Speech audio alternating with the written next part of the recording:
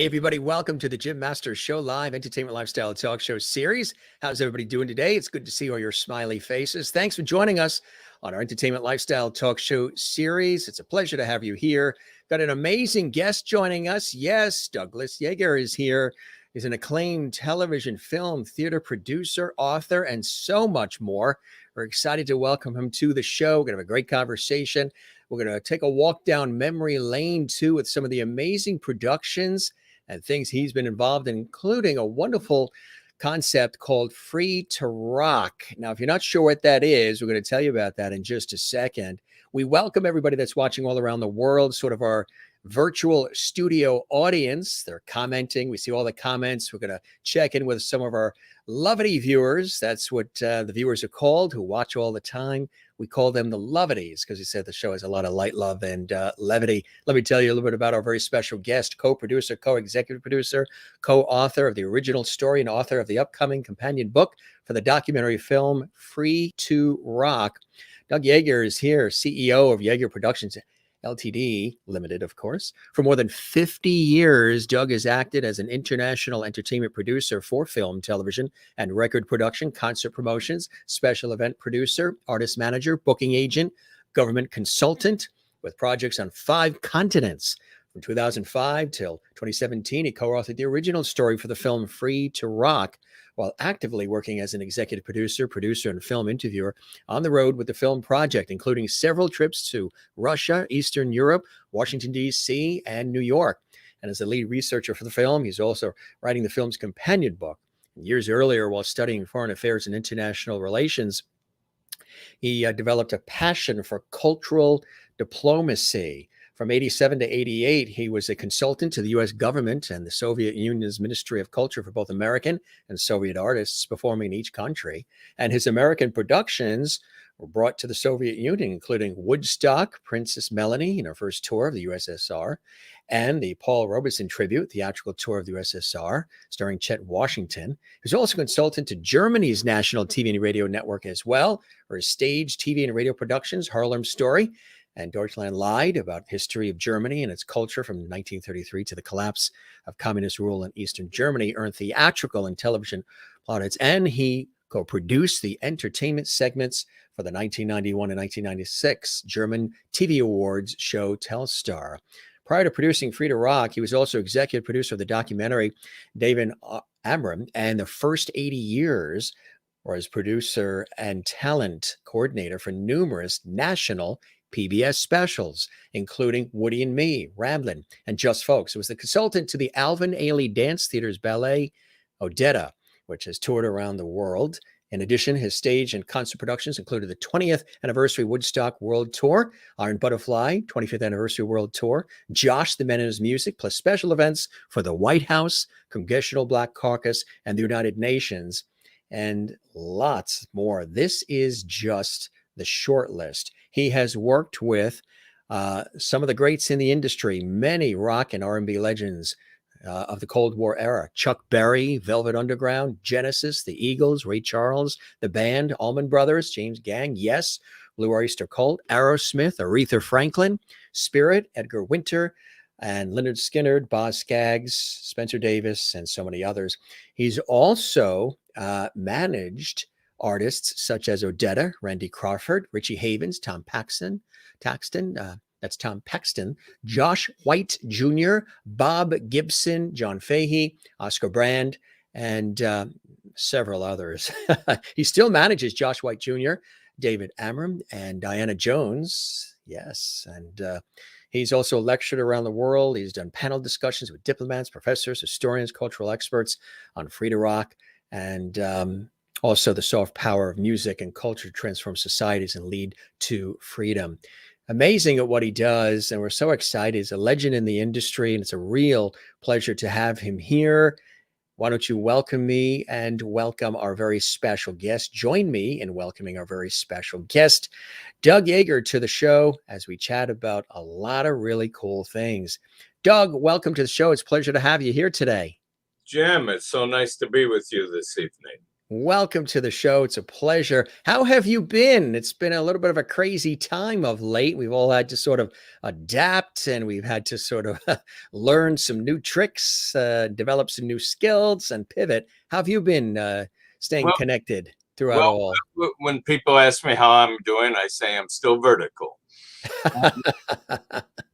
That's always the best. Manhattan has been an experience the last 2 years, and Yeah. it is getting better though. And let's hope this new variant from South Africa is not too bad. Mm-hmm. And, but I did for Thanksgiving. I met some friends and we ate indoors. So that was nice because it has been a little chilly to eat outside. Yes, it has. Well, I'm glad that all is okay. And have you been busy during it all as well? You know, a lot of people have been quite creative during all this time. Well, I understand that. I've probably been more busy than I was beforehand. Um, Naturally, there's been almost no income coming in because artists aren't working, for Yeah. example, Yeah. and hard to sell projects. But that has forced me to become busy creating new things. And one of the artists I represent, Diana Jones, put out an album with all songs about the global refugee crisis and the asylum seeker crisis on the Mexican border. And it's, not easy to get a commercial radio or record companies to get involved. And she put it out herself. Very brave young lady. She's a brilliant songwriter. And the album was the number one folk album in the United States in July. It was in the top 10 for several months all through the summer. In Europe, it was the number one Euro Americana album of the year, the number 8 UK Americana album of the year. She just came back from a 3-week tour of Europe. Wow. That's incredible, huh? Congratulations and all that to you and to her and the team involved. I did very little. It's all on her. She's an amazing lady. How did you guys initially connect? A friend of ours, an English lady, produces. It's rather interesting. The Village Arts Festival, Greenwich Village Arts and Music Festival each Oh, year. yeah. And she comes in from London to do that. And so she had come to ask me about it years ago. We stayed in touch. And my artist, David Amram, who's a 91-year-old teenage polymath who, has written over 100 symphonies and chamber music pieces, but also introduced the French horn to jazz and played with Dizzy Gillespie and Charlie Parker, Mingus, and Thelonious Monk and Lionel Hampton, and went to Hollywood and wrote screenplays like Splendor in the Grass and Manchurian Candidate, was Kerouac's collaborator for 12 years. I could go on and on. It's incredible, right? Yeah. 25 Broadway plays, etc. And so he's the artist emeritus of the festival each year. So naturally, as he's the artist emeritus, I'm kind of volunteering to help out at the festival. And then at the last evening of the festival, the last several years, I've produced a hootenanny at the bitter end, just to give an idea of what it was like 50, 60 years ago at the bitter end. And so the English lady asked if Diana could be there on the first year because she's quite popular over in Europe, in the UK. And that's how we met. So amazing. It's strange how you meet people in this business, but it's a small world. you all get connected eventually. We lost Stephen Sondheim on Friday. Any thoughts about his contributions to music and to theater and just to our culture as a whole? Well, it's rather amazing to see that he wrote the lyrics for West Side Story. What is that? 64 years ago, and this year he was still quite active and appearing at events and at 91, I believe. And the fact that he just kept working his whole life, never stopped, and uh, his musicals have influenced so many other creative artists through the years. And so it is a great loss to theater. You know, speaking of working and working and working, that's something that you've always done with great vim and vigor and passion. You really have this extraordinarily broad background, niche in certain areas, but yet broad in others, which is extraordinary. Handling a lot of different aspects of media, from film and television and record production and managing artists and so much more. You must love it to have your hands over the years in so many different aspects of our industries, huh? Well, it's how do I explain it? I've always been curious. I've always had a great variety of interests, and in show business has had a great variety of interest in different forms of show business, which allowed me to manage rock artists early in my career. France's #1 rock band 50 years ago, they were called Les Variations. And I signed them to an American label the first time a French band had ever been signed. We toured here for several years. And I began my career over in Europe. I was going to college in France, majoring in international relations. Rock and roll, that was the first album of Les Variations in America. And my dear friend, I considered him my older brother, Daniel Wolfe, wrote me a letter and says he's working with all these great acts in Cincinnati. Could I book a tour? And just luckily, I booked a tour, and in the French Riviera, because I learned that's where all the major clubs were in Europe during the summer. And I ended up spending 2 years there, bringing acts from America and meeting Les Variations, etc. And then when coming back to America, Daniel and I and another friend, Ken Cornell, and Bob Ossenbeck, we decided to build a nightclub like we saw on the French Riviera. And so we had a 1,500 seat club and theater where we were able to have concerts with major acts coming across the country, usually on a Monday or Tuesday, because they would make their big money, let's say in Chicago, on the weekend, and then we could get them as they're passing through.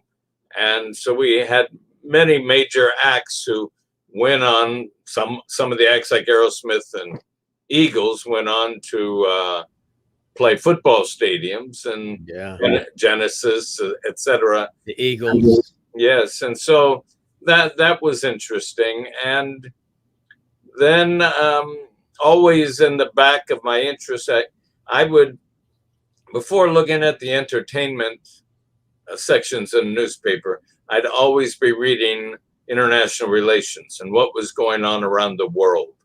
And having lived in Europe for several years, I became a consultant to National German Radio and TV, and started doing programs there and producing a couple musical theater productions.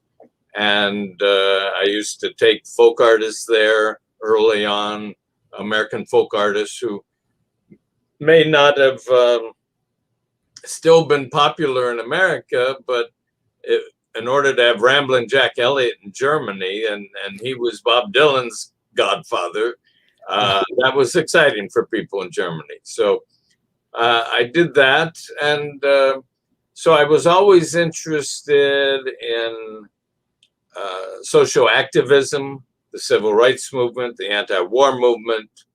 And I was interested in cultural diplomacy of bringing American acts over to other countries and their artists here. And so I started just blending that work, and that's how Free to Rock came about. Um, One of the artists who performed in that first tour I did in Europe 55 years ago, Wow. Nick Binkley, and he and I had gone to college together. He and I started to see if we could make a film on how the influence of rock music and the culture of rock music contributed to the collapse of the Soviet Empire. And we would tell people about it in this country, and they would just think we're nuts. What would rock and roll have to do with it? So we actually went over there and got a film team and started interviewing. And the very first person we interviewed,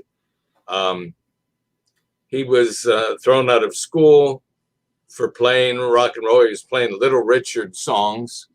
And he went on, kept playing rock, rock music was illegal behind the Iron Curtain. Electric guitars were illegal. And we found out that these young men who were in our film from Latvia, they were the first rockers in the Soviet Union because one, Latvia was closer to Western Europe, so they had exposure to the music there. And more importantly, they were an occupied country by the Soviet Union. And so, whereas the kids in Moscow, who were the children of the communist leaders, they could have rock records and guitars. No one else could, but their parents would bring it to them. And they wanted the freedom of expression, but they didn't want to overthrow the government. Mm-hmm. Whereas kids in Latvia, Lithuania, Estonia, and Eastern Europe, who were occupied by the Soviets, their national language, their culture, their folk song, like in Latvia, all of their history had been written from the lyrics of 4,000 years of folk songs. Right. But they weren't allowed to sing them anymore. And so the kids in those countries, they wanted to rebel against the Kremlin. And they inspired, even though we found out that almost all of them were non-political, just the fact that they would stand up to the government with the threats of death. That first person we interviewed, the government told him, "We know you have a new daughter, a baby. Her health will be in jeopardy." They threatened to kill her if he wouldn't stop playing rock and roll.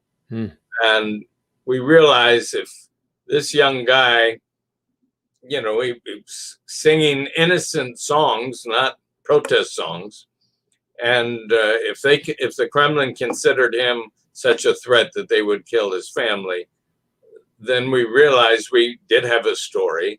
But then it took a lot of years going back and forth to Europe. And we also realized that unless we did get the leader from the West and the leader from the East to agree to the thesis, it wouldn't work. And after 8 years or 9 years, we finally got Jimmy Carter and Mikhail Gorbachev to be in the film.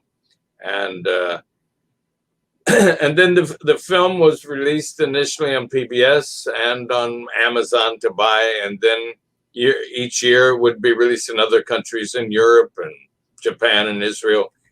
And the State Department thought this film would be a good message to play in countries outside Russia today. Many of those countries that were occupied.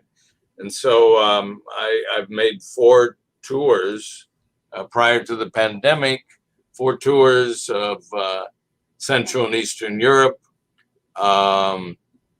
and we show the film, and then we would have panel discussions discussing the power of music and culture to change societies, to transform them in many cases.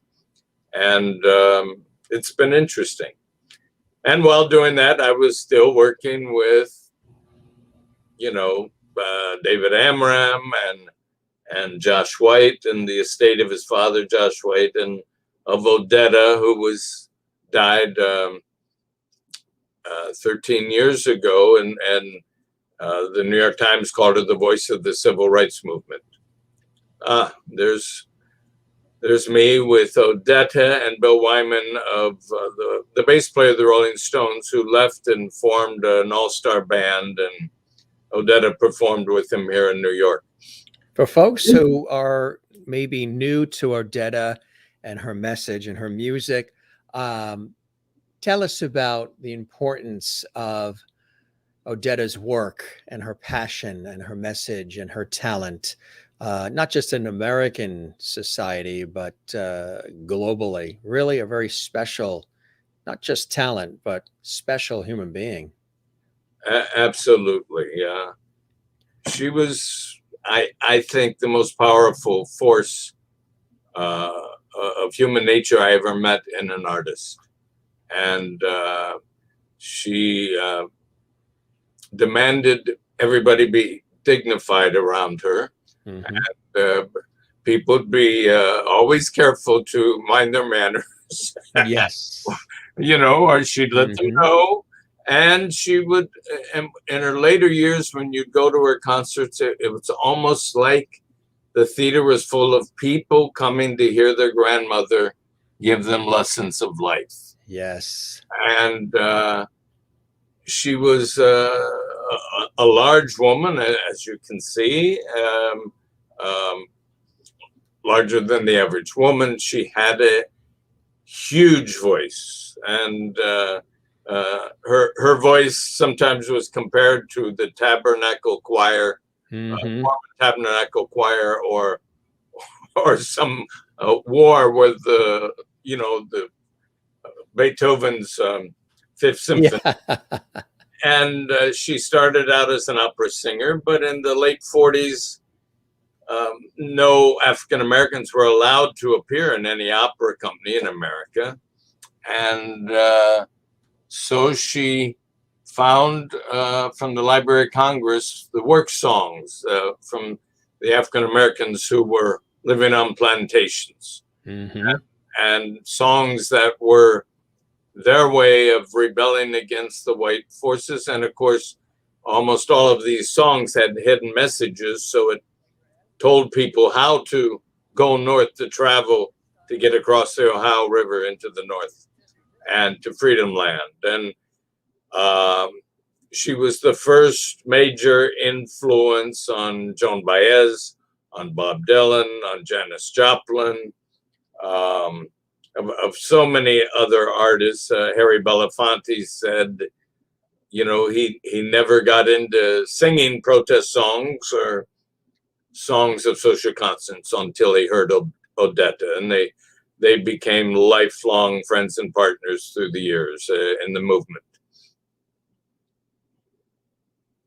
That is incredible, really amazing, truly. And to have the opportunity to work with somebody like that, who just had a wonderful understanding of the human condition and the human spirit, extraordinary. I'm sure, working with all of these incredible folks, you picked up little nuggets about life along the way yourself too, didn't you, Doug?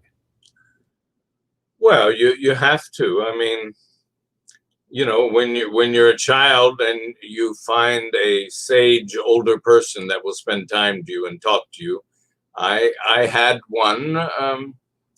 As a family, we lived on a farm with an old Swedish man, and he became my best friend and my mentor and my teacher, and I learned so much from him.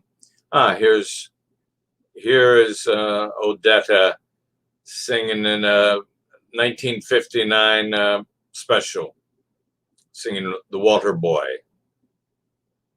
I don't know if we can hear it or not.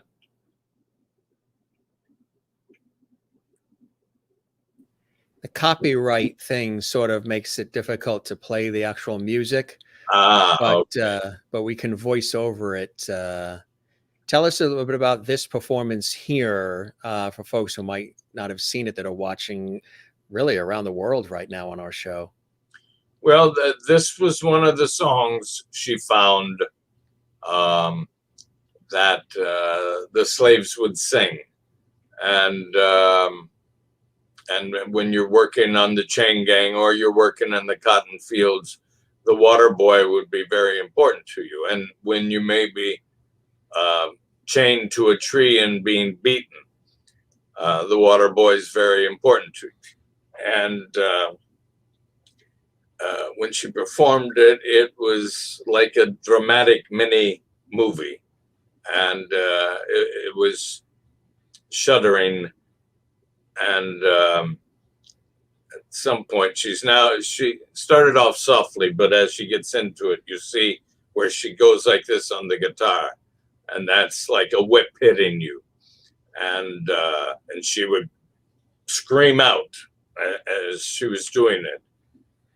See if we can get away with just a little bit of it. I think a couple of seconds, maybe. Let's see.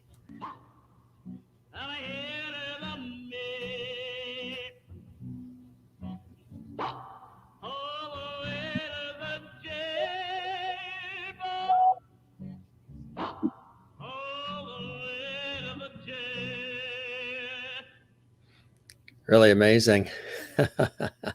Just a slight sample there, but really amazing stuff, huh? Yes. Such a unique talent, too.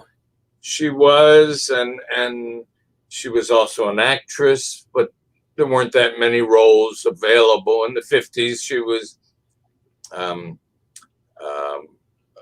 was a TV Western called Paladin, and so she got a guest starring role on Richard Boone's show, Paladin. She had a significant role in a film with Yves Montand and Lee Remick. Oh, yeah, Lee Remick. And we lost Lee Remick too soon. She was a brilliant actress. Yes. And so Odetta was very special. And she was, before she died, she was honored at the White House. And it was a privilege to be there with her, and to just think where she had come from. Yeah. And the worst circumstances down in Alabama, and now at the White House. And so she was an amazing, a great lady. Absolutely. Who is this good-looking guy here? Oh, my God. I talked about I started in Europe, and that is 1968. So how many years ago is that? Few. 53 years ago. Hard to believe, huh? Yes. Wow. I look very mean there, don't I? Like you're doing a science experiment or something. Yeah. So that was me 53 years ago, living in Europe and promoting concerts over there. Time of your life. The two of my closest friends in life. It's Bob Fries on the left. He was John Lennon's partner, film partner, and they had a recording studio downtown. And to the right is Freddie Meyer, an artist I took over in 1968. This picture is 1975. And Freddie became a star in Europe. Richard Bardot became enamored with him and formed a record company just for Freddie. Wow. And he, as one might guess, he had no reason to ever move back to America. Right. That took care of that. And we just had last week a 1-year memorial of Freddie's passing. He died a year and a week ago in a big nightclub in Paris.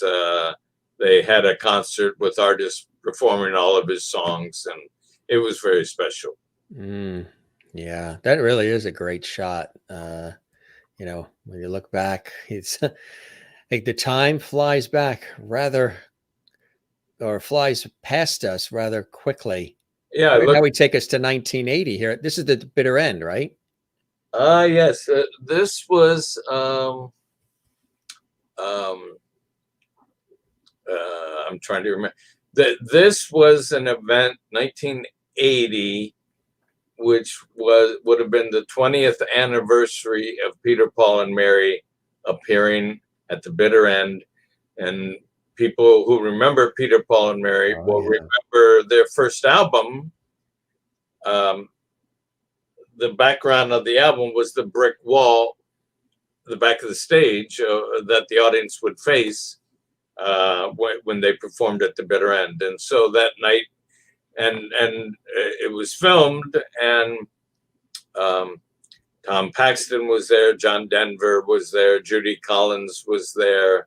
So a lot of their compatriots in the 60s came, and it was a special night. And I still, Mary is gone. I still stay in touch with them.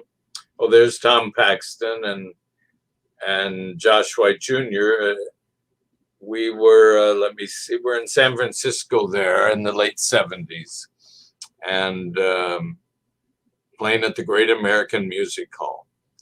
And there's David Amory on the left, who I mentioned earlier, who he plays 35 instruments, has written symphonies, and has worked in every genre. He's been singing rap music since the 1940s. Yes. And it was a tribute to his life given by Pete Seeger at the Symphony Space Theater in New York. Pete gave him the Power of Song Award. And that's Peter Yarrow in the middle of Peter, Paul, and Mary, who came to offer a song he performed with David at the concert. Peter Yarrow, Peter of Peter, Paul, and Mary. I've had an opportunity to actually meet Peter, Paul, and Mary and interview all three on PBS with some of their PBS specials. All beautiful souls, super talents, funny, warm. And as you can see in that shot, Peter is definitely warm, and he's definitely a hugger too. He really, really is. Oh, absolutely. Wow. And he's one of my heroes for all of his activism and civil rights and anti-war. Many of the great marches in 68, 69, 70 in Washington, the anti-war marches, he organized them. And it was very special. And we were missing each other just the last few weeks. However, Saturday and Sunday, I was with his partner, Noel Paul Stuckey, up in Boston. At the Dylan concert up there. And then the next day, we're both on the board of a new Hall of Fame called the Folk Americana Roots Hall of Fame. And so it was great to spend 2 days with Noel and his daughter, Liz. Well, as I was saying, Peter really is a very warm person and a real hugger. And I have proof of that as well. Oh, wonderful. Yeah, he really, really is. Oh boy. And I should say that you mentioned all the Peter, Paul, and Mary specials on PBS. The producer and director of all of those films, Jim Brown, was also the director and co-producer for Free to Rock. Oh, he was that as well. Yes. Oh, wow. So I knew him through the folk world prior to making the Free to Rock film. I don't think he ever expected it would take 10 years to make it. but we finally did finish it. That really is amazing. And it's been really, what was the initial germ of the idea? Was it working with all of these incredible folks? The germ of the idea for Free to Rock? Yeah, the actual inspirational moment or moments on the journey. Nick Binkley, who I mentioned earlier, was in the first show. We toured in Europe, and we'd gone to college together. He and I somehow got luck because I was traveling Europe and he was traveling two careers. He always had a band, but he moved up the ladder to the top of the corporate world too, as vice chairman of the board of Bank of America Corporation. And we somehow reconnected 37 years later. Wow. And it was like no time had been missed between us. Yeah. We took up conversing where we were 37 years later. And his two children were living in New York City. And he says, well, I come here like every 2 months, so we'll get together each time. And so one of those trips, his daughter was in a Broadway play, and we had dinner after the show, and he starts telling me the stories. He has a fascinating story that when the first Soviet rock artists were allowed to leave the Soviet Union, which was not an easy, basically you had to be Jewish or somehow find a way to pretend you were Jewish legally with documents, marry a Jewish lady. Only Jewish people were allowed to leave and only allowed to go to Israel. There was like a 2-year window where this was allowed in the mid-70s. Yes. And so, though, like the first guy who formed a rock band in the Soviet Union, and he invented the electric guitar, Mm-hmm. he married a Jewish lady. Mm-hmm. And he was able to get out. And basically, they would send all of these people by train to Vienna, because Vienna still has remained a neutral country in the Cold War. And so, but in Vienna, they would be met by a representative from Israel who would fly them to Israel. Except all these musicians, when they would get to Vienna, they would find a way to get down to Rome and go to the U.S. Embassy and say, I'm a political refugee and I want to move to America. Mm. And where do you think all of them wanted to move? They had all heard about San Francisco. Yeah. And they all wanted to move to San Francisco, and that's where they moved. Nick was, I think, a vice president at Chase Bank at the time. He got a loft for them where they could live and where they could rehearse and record demos of their music. So he knew these guys since the mid-70s. And he's telling me at this dinner we had in New York, he said, you know, all of these guys believe rock and roll was the major reason for the collapse of the Soviet Empire. And I'm sitting there and I'm thinking of my experiences working in the Soviet Union and being in East Germany and also fully aware of the power of music and that the effect it had in the civil rights movement and the anti-war movement, were the young people driven by this music fueled the anti-war movement that finally ended the war in Vietnam. And then it spread over to Europe. And I realized this is a possibility, but, you know, no proof. And I said, well, let me think about it. And I walked home and I immediately went on the computer and I did not leave the computer for 70 hours. Wow. I found hundreds of articles. I found that universities in Kiev and in St. Petersburg were teaching this subject on the battle between rock music and the Kremlin. And even though no one in America was aware of this story and the power that America's culture had.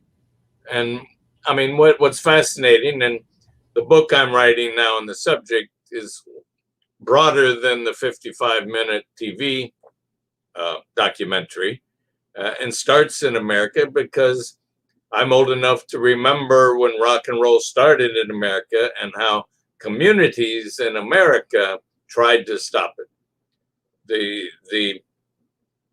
The city councils, the mayor, Even the Elvis Wiggle was out.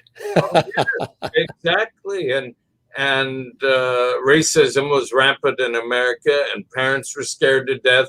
Their daughters would want to date Little Richard, and I mean, there are many reasons that caused it, but this was the first major rebellion after World War II, where the youth wanted to not be controlled by the parents and the establishment. And as I said, you could lead that straight to the civil rights movement and the anti-war movements. Yeah. And then overseas. And so it's a fascinating story.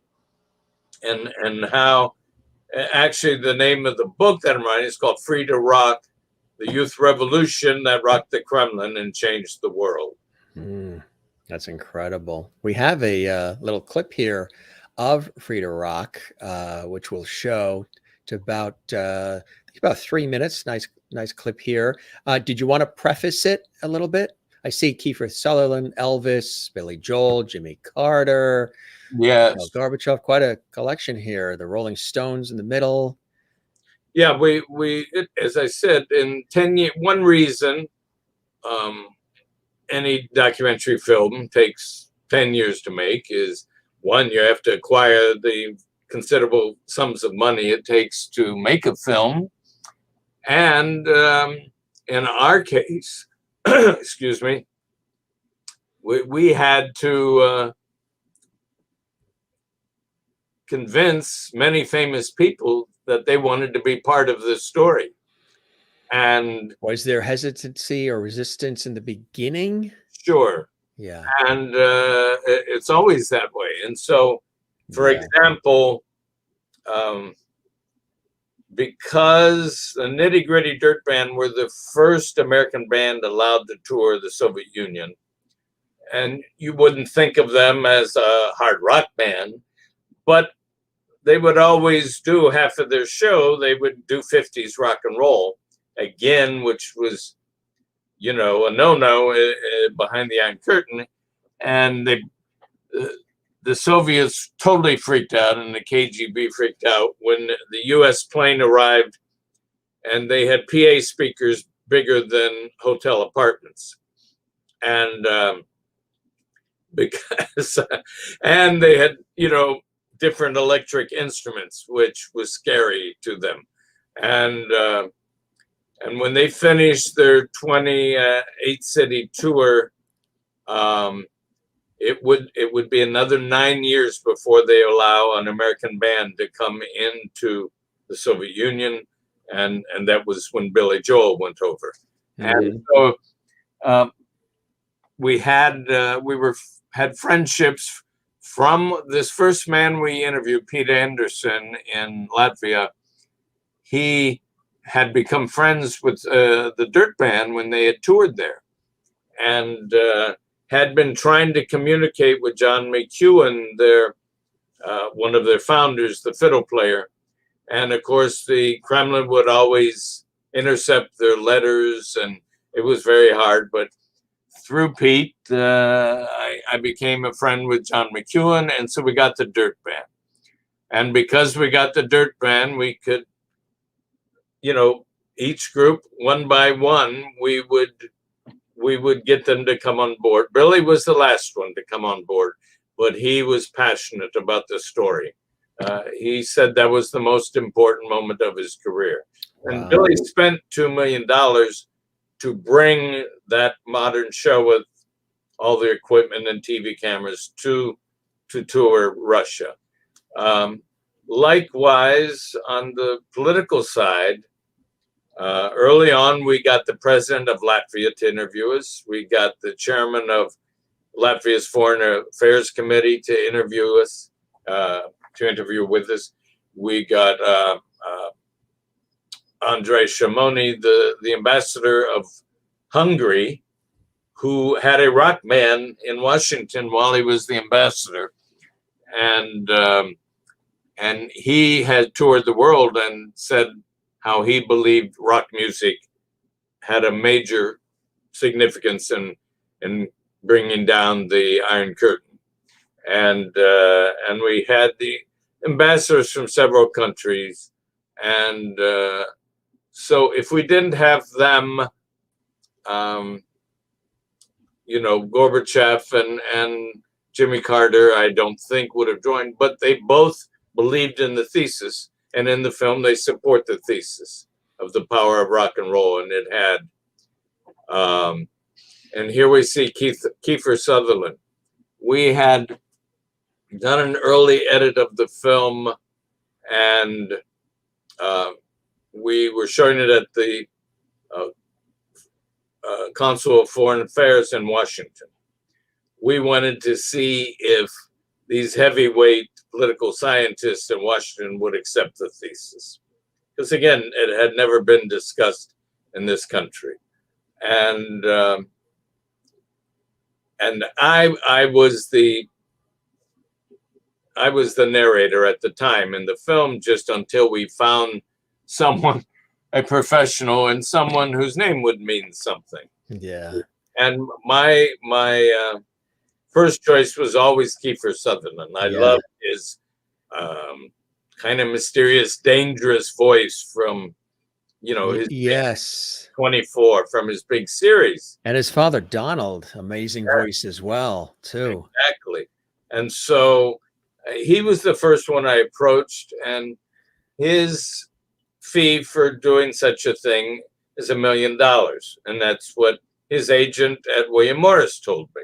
Wow. And why are you and I sitting here right now? Yeah.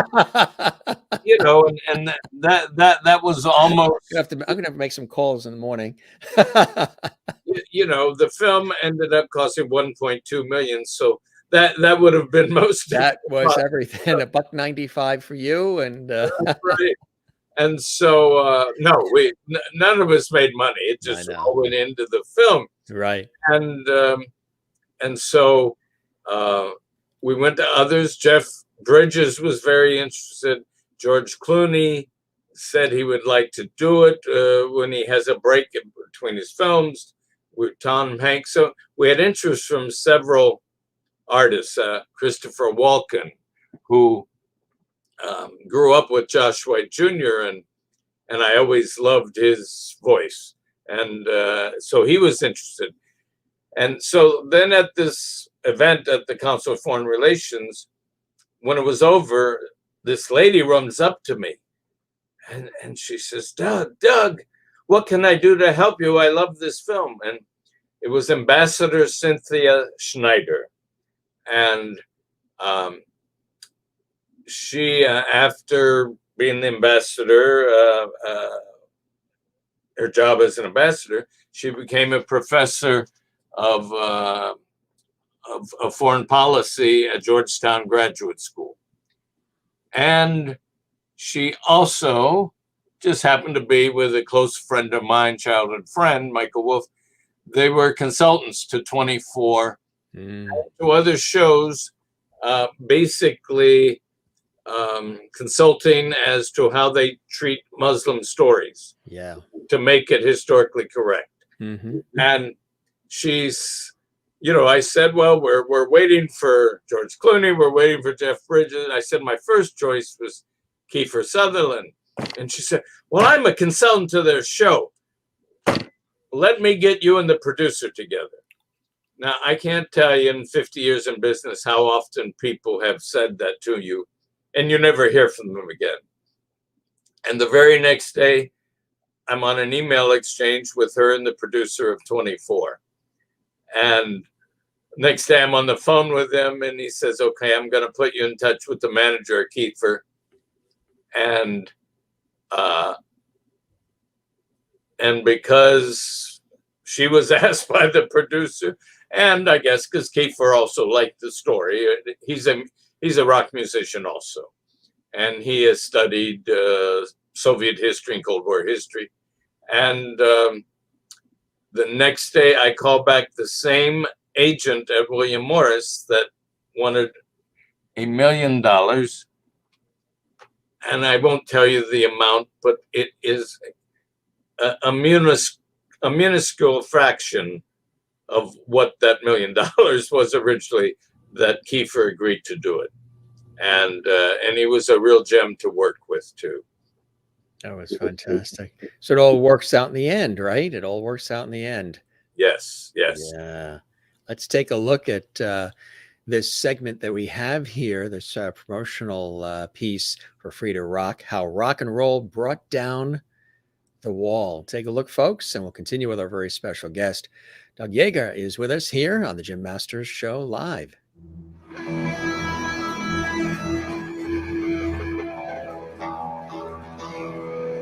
Rock and roll was certainly a contributing factor to ending the Cold War. They know, as we do, that the future belongs to youth. Misled and manipulated into destructive channels, this explosive force can create chaos.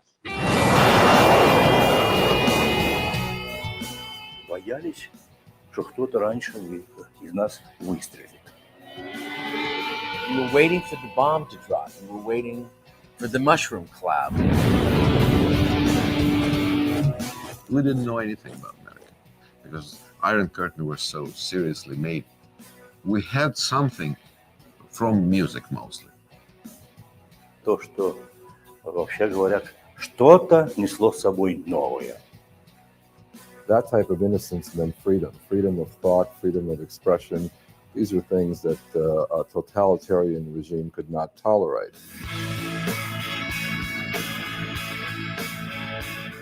You're landing in the country and you're looking out to one side and oh my God, there are all these tanks. The other side, oh my God, all these Russian fighter jets. Because of my cultural activities, I was interrogated sometimes 3 times a week. I had a newborn daughter, and they told me that if I don't stop playing rock and roll music, my daughter's health is in deep trouble.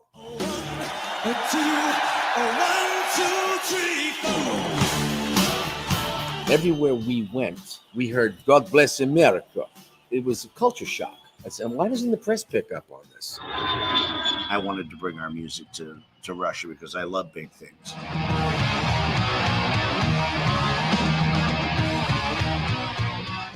It was a very artistic time.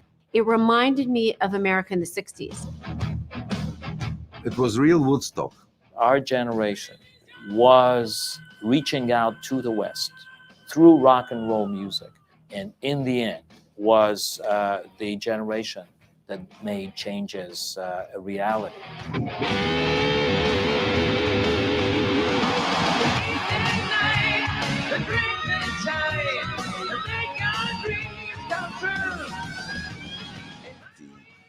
The idea that this totally changed the world is monumental. One of the best ways to topple an opposite system is through ideological offensive, through cultural offensive. Rock and roll is freedom, and every young person wants to be free.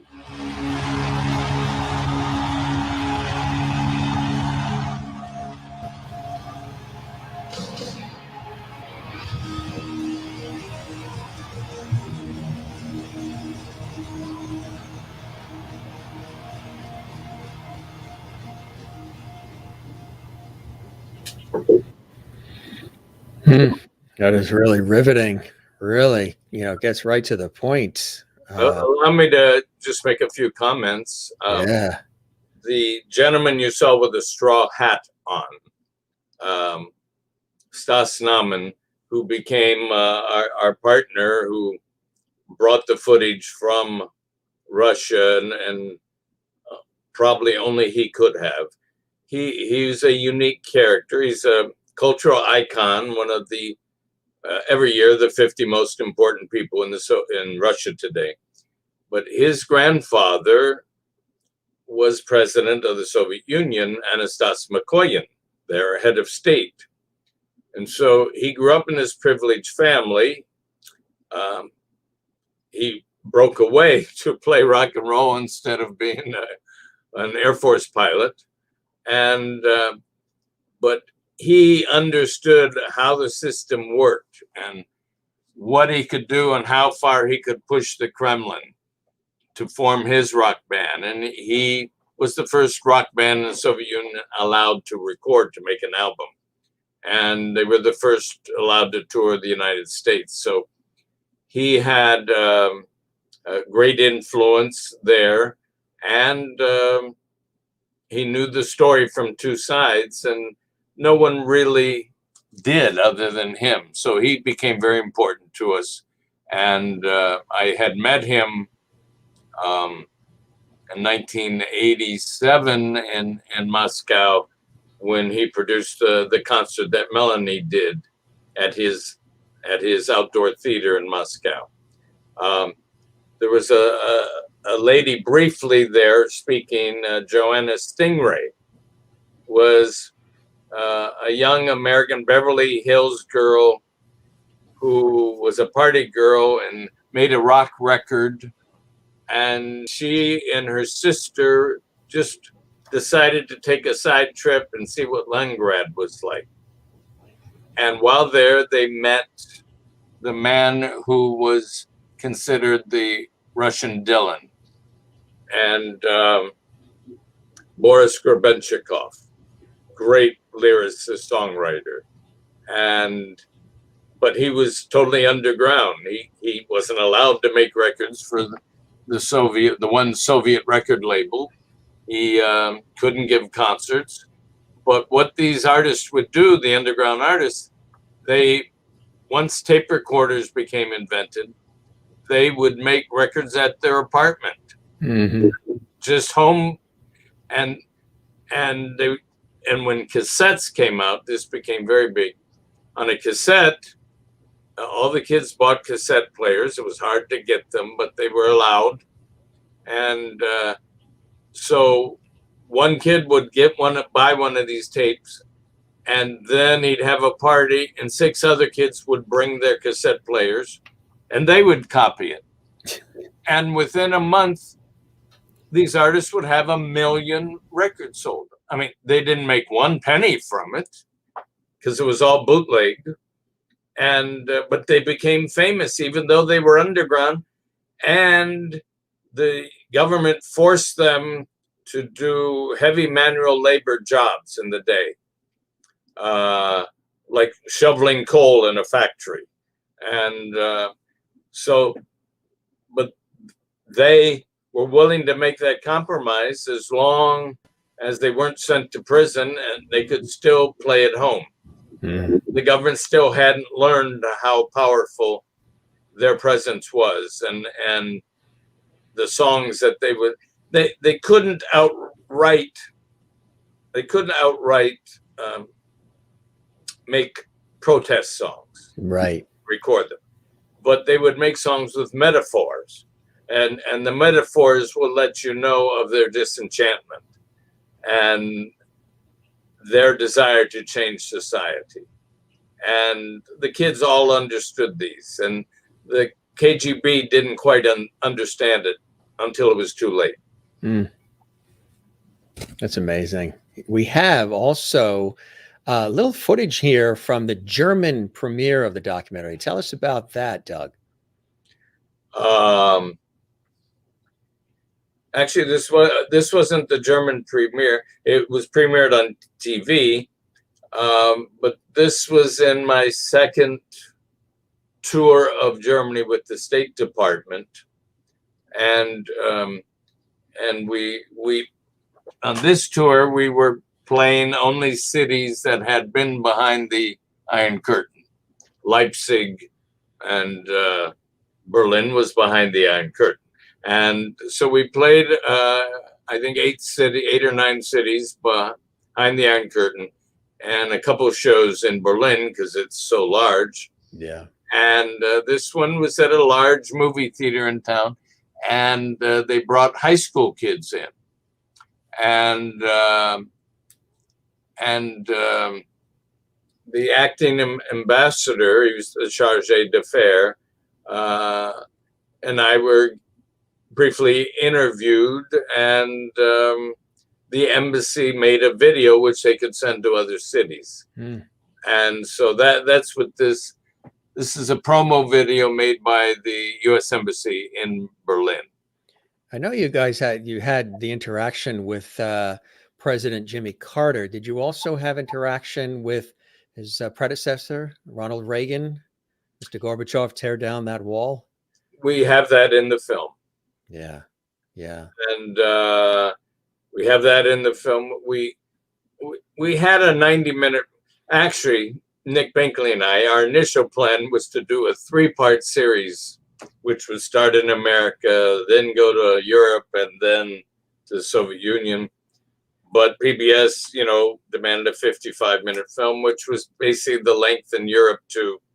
So we had originally John Kennedy in Berlin at the wall and saying, "Ich bin ein Berliner," I'm a Berliner also. And but we had to take so many scenes out that we wanted in the film, unfortunately, and some also we had to cut out because we couldn't get the music license from the artist. And I should thank Bob Dylan and Billy Joel. And Dylan isn't in the film, but 2 of his songs are in the film.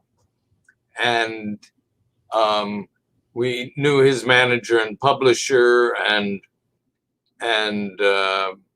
we got the songs for, again, a very small fraction of what he would normally charge. And then we went to Billy Joel, who we knew was committed to the film and in it, told him. And so he also gave his interview, his being on camera, and his song for little money. And with that, we were then able to go to the Beach Boys and to Nitty Gritty Dirt Band and the other artists, Metallica, and Scorpions, and get their songs. But some artists I won't mention, who we had footage in the film of them being behind the Iron Curtain, but they couldn't agree to the small monies we had to make a PBS film. And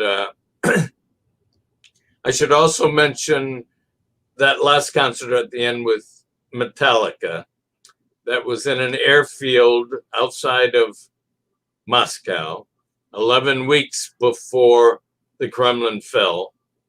And there was one radio announcement that this was going to happen. And they don't know, but somewhere between 1.5 and 3 million teenagers were out there for that concert. And the film begins with Pete Anderson, the young man who talked about, they threatened to my life, the life of my daughter. Yeah. So it starts with him when he started playing at 16 years old and sang a Little Richard song. And at that time, he probably had 5 fans in Latvia, which was the only place rock and roll was played. So we start with 5 fans and then up to 3 million in Moscow 11 weeks before the government collapses. Which is amazing. Here's that German premiere clip, and we'll take a look at that, and we'll be back with our very special guest, Doug Yeager. I am Jim Masters. You're watching live worldwide, the Jim Masters Show live. Here's the clip.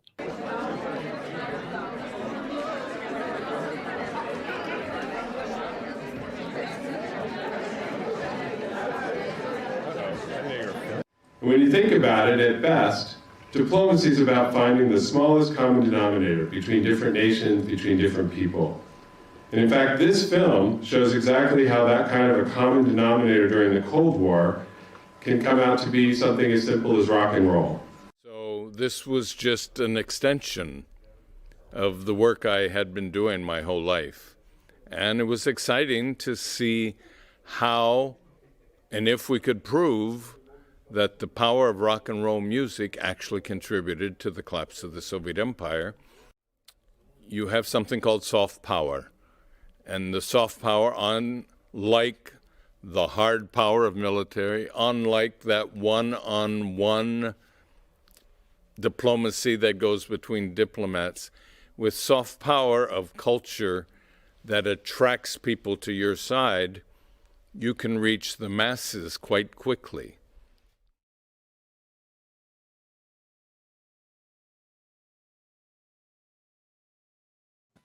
So very true. So very true. That was a very special time, wasn't it? Absolutely. And I mean, I did a 3-week tour right before the pandemic hit. And you didn't get lost like Gilligan and the gang from Gilligan's Island. That they went on a 3-hour tour. I didn't get lost. I fractured my skull while I was over there. Did you really? In an accident, but I might say I did not miss one presentation, and I didn't know where I was or what I was doing. But I didn't miss one presentation, and I'm hoping to do another tour to the former Soviet republics in 2022. The Kremlin actually fell on Christmas Day, 1991, which would be 30 years this Christmas. Yeah. But since nobody does events around Christmas time and in January, then I think I'm hoping the State Department will still be interested to have the film and me go to those countries behind the former Soviet bloc. Especially now when you have situations like 110,000 Russian troops on the Ukrainian border. Latvia is now asking for the U.S. to create a base, an Army Air Force base in Latvia, because all of those former Soviet republics who Putin still believes they belong to Russia, the Russian Empire, they're very concerned. And so this story is still valid in 2022. And COVID willing, I hope we'll do another tour. And we've also toured colleges in the United States with it. You mentioned the folk Americana. Is it Rock and Roll Hall of Fame? It's called the Folk Americana Roots Hall of Fame. And that's exciting. It's in the Bach Theater, the Wang Theater, which is in the Bach Center in Boston. And the Wang Theater, I believe, is the most beautiful concert hall in the United States. It's 3,600 seats. It looks like La Scala in Milano. And but they have 40,000 square feet of wall space that isn't being used. They have backstage. So they realized, unlike all other Hall of Fames, which usually took years to get going because they had to raise the money to build a building and finance it, here they already have the most beautiful theater in the United States. And all of the exhibits can go there. And before pandemic hit and they closed down for 2 years, I had them bring in an exhibit close to my heart called Cultural Heroes. And one of America's most famous sculptors, Alan LaQuire, he created an exhibit of the people he felt were the grandparents of America's civil rights movement. So of the 30s and 40s. And so that is Lead Belly and Bessie Smith and Paul Robeson and Marian Anderson and Josh White and Woody Guthrie and Billie Holiday. And each of them sacrificed much of their career in order to speak out against the inequities in America, the injustices. And of course, in the 30s and 40s, it was a horrible time. Lead Belly had been in prison twice. Josh White, whose estate I represent, and still manage his son, Josh White Jr., who began touring with his father in 1944. That's quite a few years ago. And Josh White lived in Greenville, South Carolina, in the worst conditions you could imagine, living in Jim Crow South. And you're on a dirt street. You're in a little 3-room house with no electricity, no water, no bathroom. And if you want to go to the white part of town, you have to pay a tax, or you have a letter from a white family that will have you come there to do some service for them. And his father was a preacher, and he was 7 years old when a bill collector just walked into their home one day, wanting a bill to be paid. And Mrs. White and Josh White, 7 years old, scrubbed the floors every morning and polished them. She was so proud of that. Yeah. Reverend Wright says to the white bill collector, he said, "Out of respect to my wife, sir, would you please take off your hat?" Now, that's a little too forward for a black person to say to a white man down south. At that time, yeah. 110 years ago. And he then took the man and threw him out the front door. 30 minutes later, 7 deputies came. And they beat him mercilessly and then dragged him through the streets of the black ghetto behind a horse to the jail, where they continued beating him and then sent him to a mental institution where he died. So 7-year-old Josh White witnessed this. And he had 4 younger brothers and sisters and a mother with no way of earning any money to stay alive.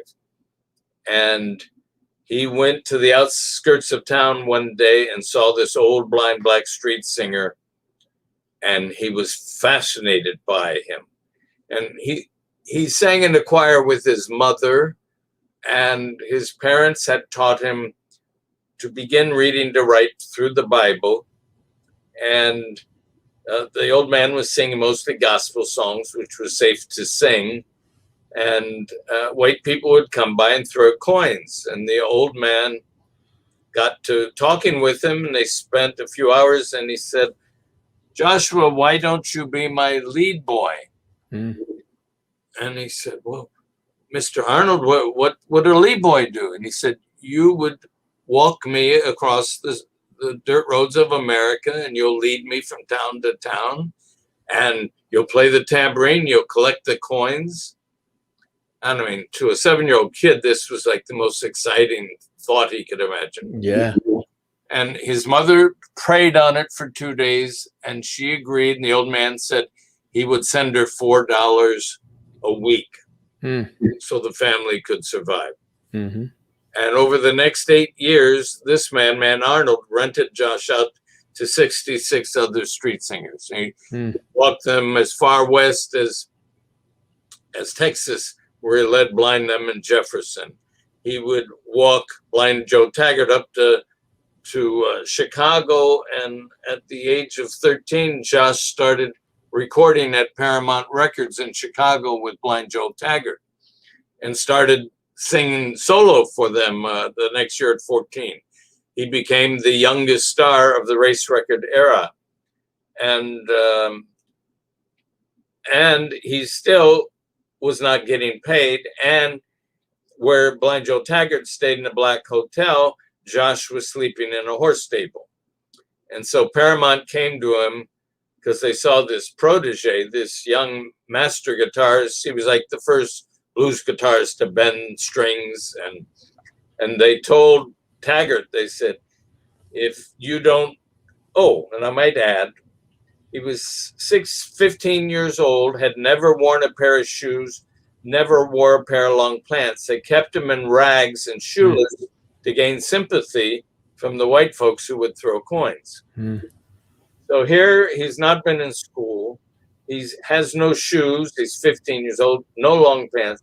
and they said, you get him shoes, you get him a suit, and you put him in a boarding house, or we're going to call the authorities. And they started paying John, because he became a session guitarist for other artists there. Right. And he was doing, and they started paying him. And so he did this for 1 year, and then he said, I must go home and see the family. And he goes back to Greenville. And while there, he enrolls in school for 1 year. And he's 15 years old. And but from what he had learned from reading the Bible and just on the road, he entered at 6th grade. So he did have 1 year of school. And Columbia Records had been sending A&R people around the country looking for the lead boy for all the old blind men who were now dying. So he was the reservoir of all of these Negro folk songs, work songs, blues. And they found him in Greenville. He was 17 at the time.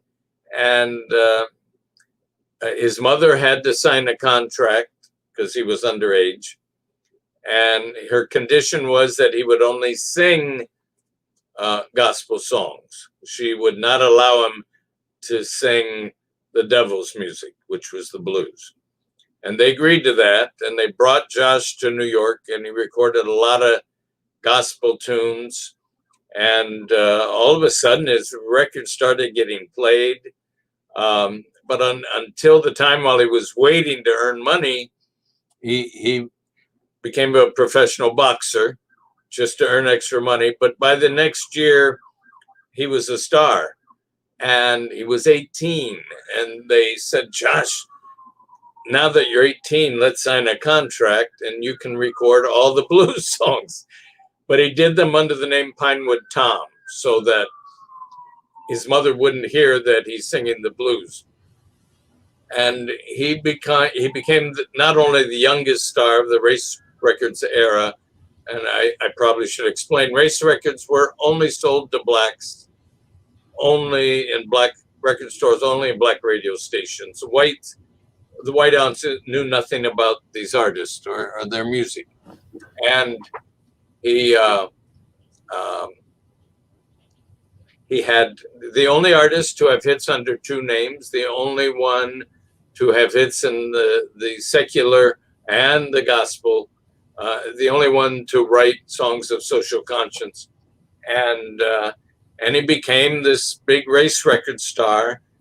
And then in 1936, his fist went through a glass window, a glass door in a fight, and his hand was paralyzed. This great picking hand of a blues guitar master.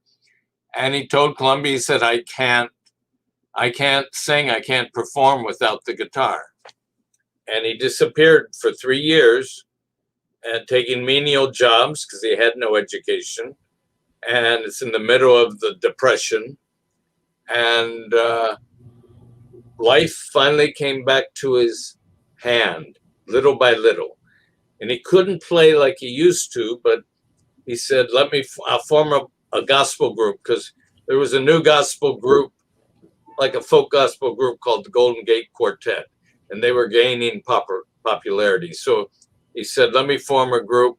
It was called Joshua White and his Carolinians, because all the singers were those who had moved north from South Carolina, where he was from. And he was found one night singing, and they had producers of a Broadway musical, John Henry, had been looking for 6 months for the second lead in the new Broadway musical starring Paul Robeson. John Henry was the singing narrator who would walk across the stage back and forth singing the story of John Henry. And they had decided the only recording artist that could do that was Pinewood Tom. But they didn't know where Pinewood Tom was. And they found him one night in Harlem, and he was signed to the show. And that year, that was 1939. And within a year, he and made albums for 3 record companies. And John Hammond, the legendary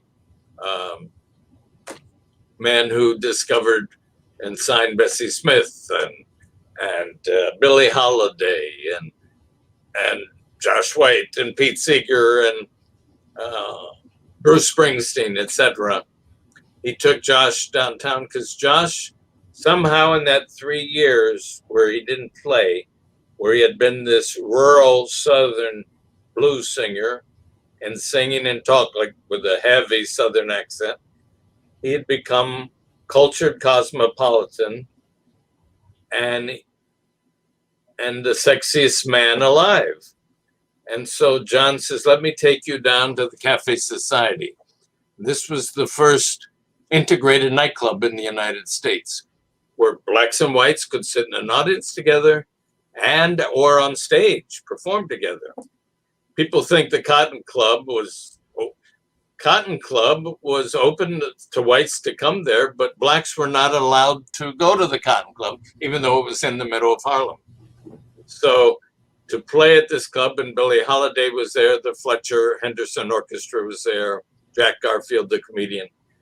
And Josh was signed, and John Hammond and the owner looked at him and they said, my God, we've got to sell his sexuality. And they had velvet shirts that would be open to the waist. Everything you saw Belafonte doing 20 years later. He was. and he becomes this huge star. And ironic, and so he's doing all this protest music. He puts out the first 2 protest albums by a major artist ever. One was called Chain Gang. One was called Southern Exposure.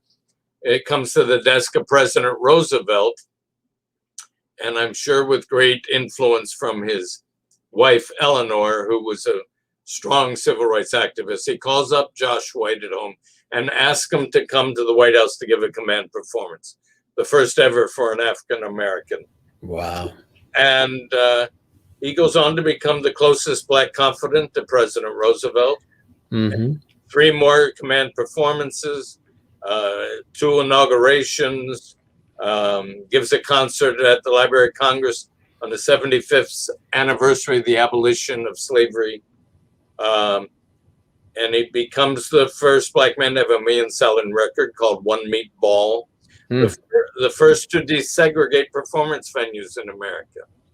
So he was this huge star, one of the most famous black men in the world by this time, and started to make movies and Broadway.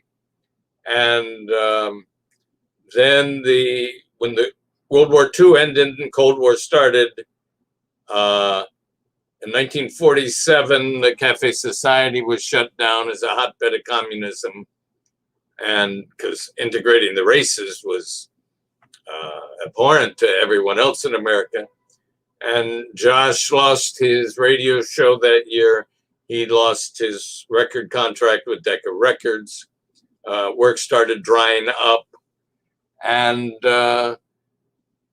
he then had to live through that. He never really revived his career in America, but he was able to, right before everything closed up for him, when the first printed blacklist came out, it was called Red Channels. Eleanor Roosevelt, who was then U.S. representative to the United Nations and was put in charge of European war relief, she called Josh and she said, Josh, I want to do a tour of the capital cities of Europe, and I would give a speech and you give a concert.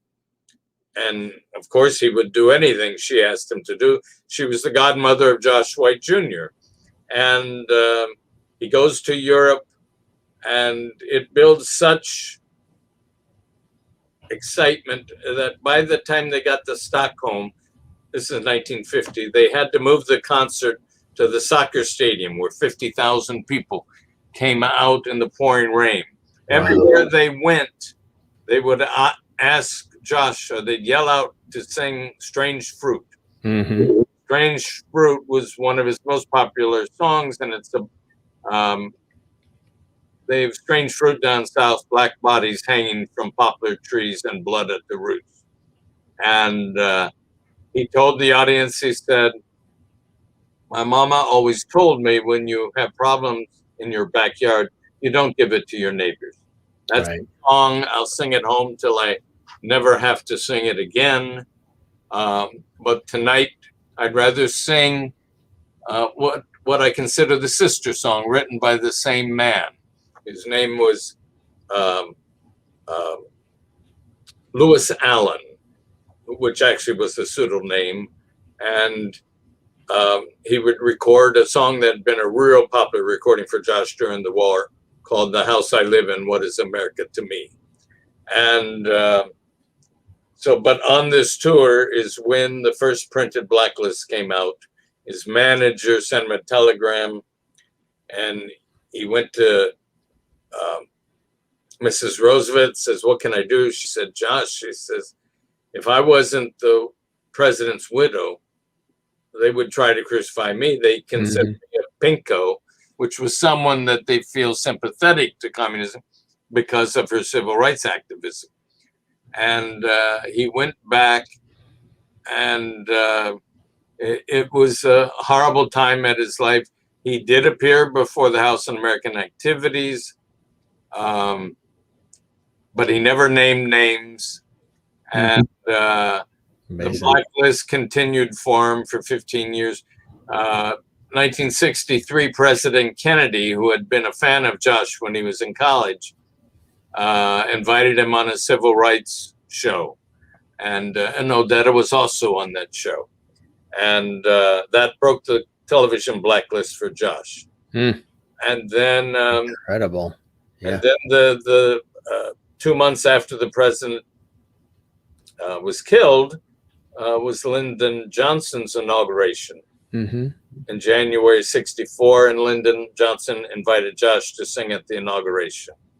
And so he never achieved the fame where he was arguably one of the 5, 6, or 7 most famous black men in the world in the mid-40s.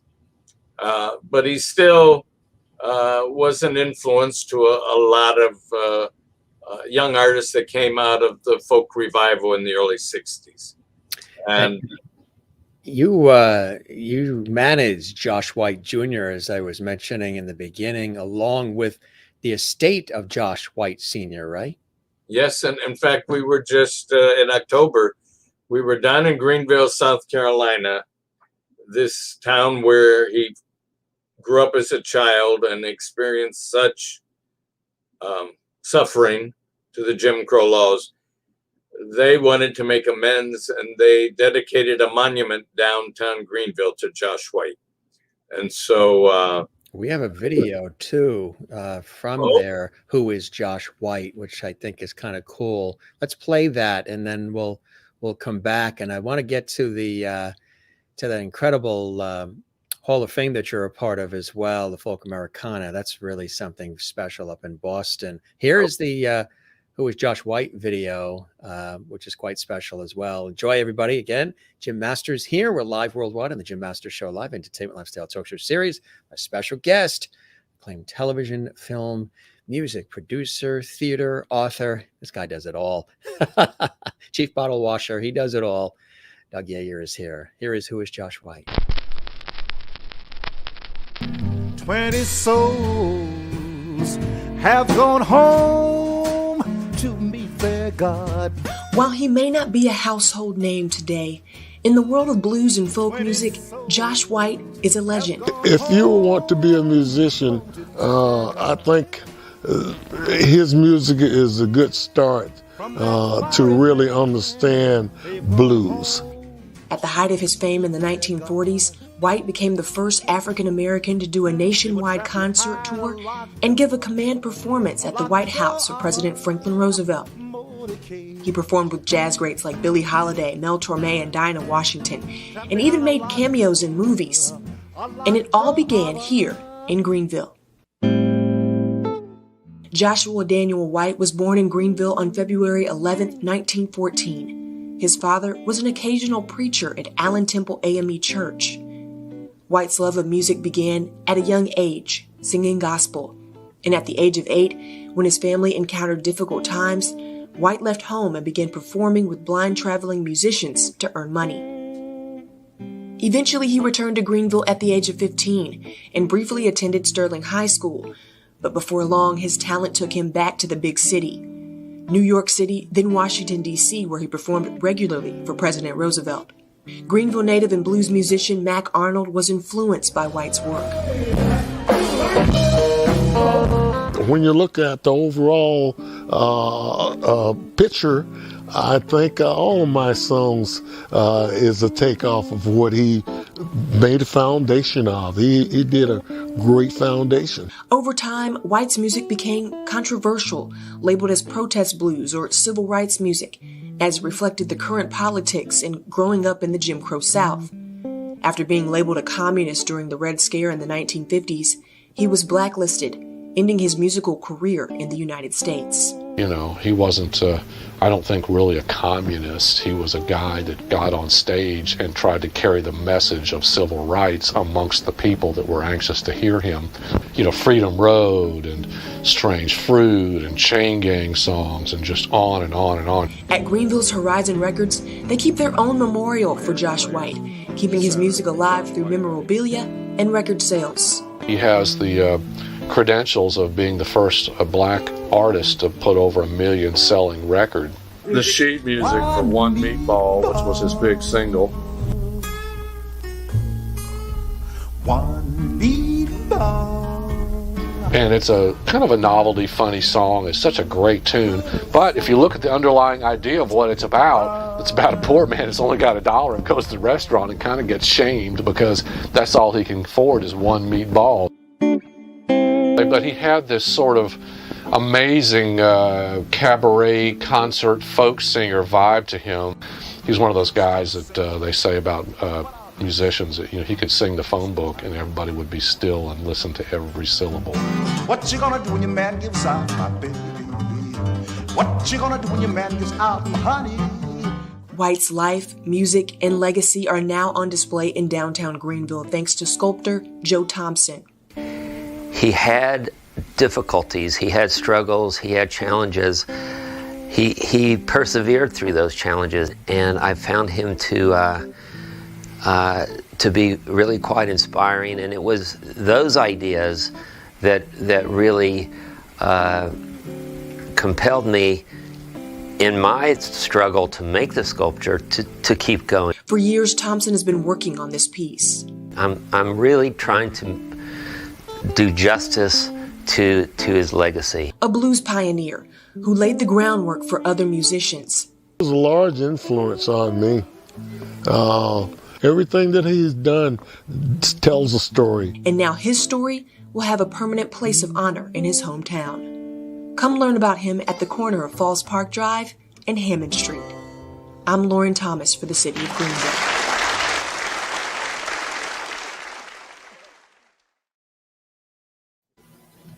Beautifully done. Absolutely beautifully done. And thanks for sending that along as well so we can showcase that. That's quite a tribute there, huh? Yes, yes. I mean, it was years. Well, I should first say that it took years rebuilding his name in America. A great part of it was my dear friend Peter Link. Who was a guest on our show, yeah. Who connected us, yeah. I produced a musical theater show on his life starring Josh White Jr., who is a Tony Award-winning actor and Grammy-nominated singer. And Peter wrote the play and directed it. And it played for a couple years. And then Junior did a tribute album to his dad, which won a Grammy nomination. And then in 1998, and I would say a great step happened then. Josh was finally, it's like he's finally accepted back into America by the government, and he was put on a U.S. postage stamp. So he had his own, which was shown briefly in their 32-cent postage stamp, and there was a big dedication.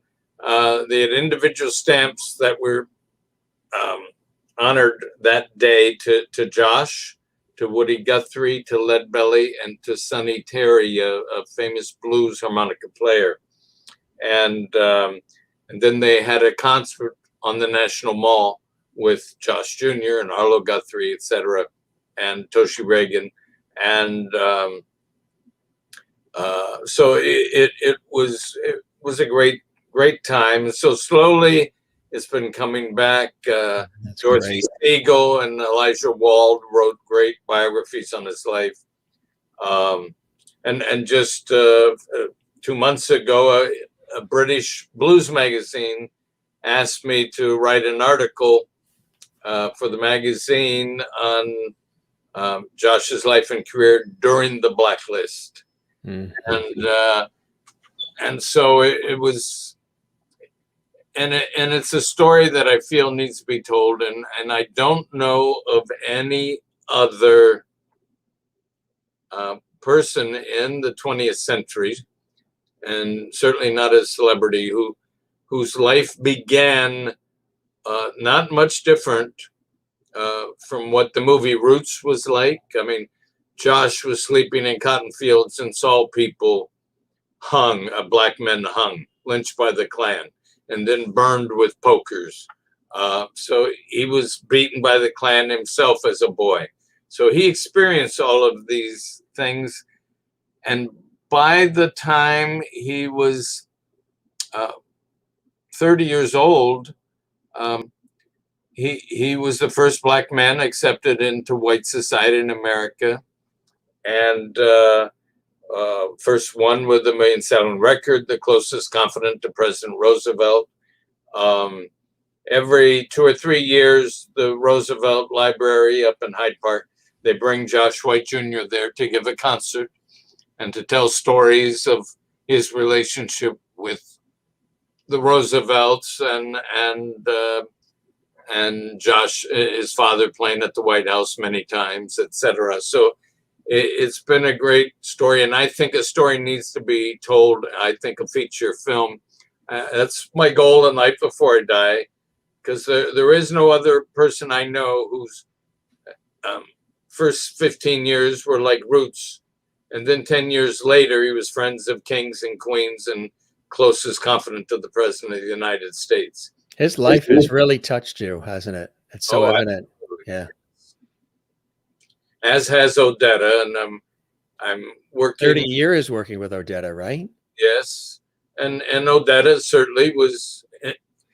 She used to call Josh Papa Josh, so she was influenced by him. So it's a long continuum, and Odetta's daughter and I plan to produce a documentary on her life as soon as the pandemic ends and one can start to do business again and raise funds. Absolutely, yes. In addition to all of these things that we've been talking about, we're going to talk about the Folk Americana Roots Hall of Fame in Boston in just a second. But Aretha Franklin, Aerosmith, Leonard Skinner, Boz Scaggs, the variety of Ray Charles, the Eagles, Genesis, Chuck Berry, working with all of these different people in different ways, shapes, and forms. What was that like? And I mean, the variety too. I mean, that's all different genres that we're talking about. It isn't just one style of musical form.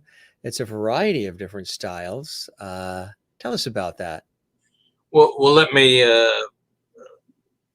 first say that it wasn't all in the same function. Right. I was a concert promoter in Cincinnati, and so concerts I promoted included Aerosmith and the Eagles and Genesis and Yes and Chuck Berry and Boz Scaggs and many other artists.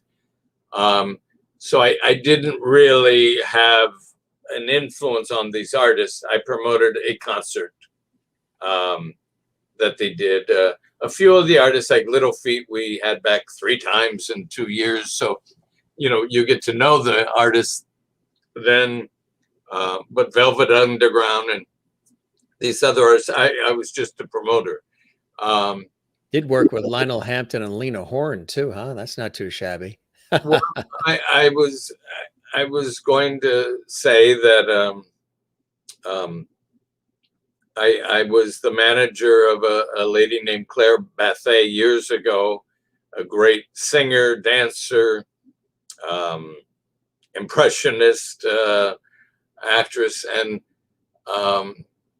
she, through the introduction of Jeannie Bennett, who was a singer I had taken to Europe and had become a star, and then when she came back to America, she had been singing with Lionel Hampton, and she wanted to go out on her own, and Claire became the vocalist in the Lionel Hampton Orchestra. And during that time, I had the pleasure to become a friend with Lionel, and he was a very political person. It was, you know, today people might be shocked, but Lionel had been helped in his life by the Rockefeller family, and he was a Republican. Not the type of Republican we experienced the last 5 years. And but he was a Republican that was out to help his people, and he built high-rise apartments in Manhattan. And so he was very involved in cultural diplomacy on the music side. And his manager did not, or would not, or was not interested in arranging these political concerts, events he would do, because they didn't pay anything. Yeah. And he said, why am I going to spend a couple of weeks working on this and not get paid for it? So Lionel asked me to do these events for him at the United Nations, at the White House, at the Congressional Black Caucus in Washington. And Aretha came from, I mean, she was just wonderful, agreeing to fly down to Washington and sing with the Lionel Hampton Orchestra for no money, when she, as we all know, was a major star making a lot of money.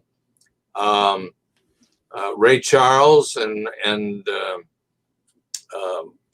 came to the White House and sang. And the United Nations had an all-star band. And so it was great time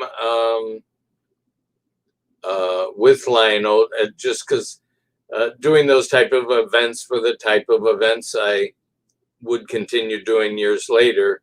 And he was just a very special man, a great, great artist, one of the great jazz artists ever, but a very special man also, a kind heart.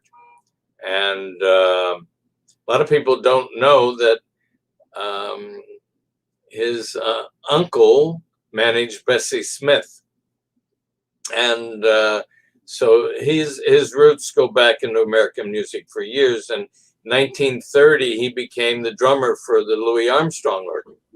And then I remember him telling me, he said, one of our first dates in 1930 was in Denver. And he said, then we had several days off. And so whenever there was an off-work period, Louis would want to record. And we went into this big recording studio, and the engineers walking us through. And as we're in the studio, there was this instrument of some kind with kind of a blanket over it.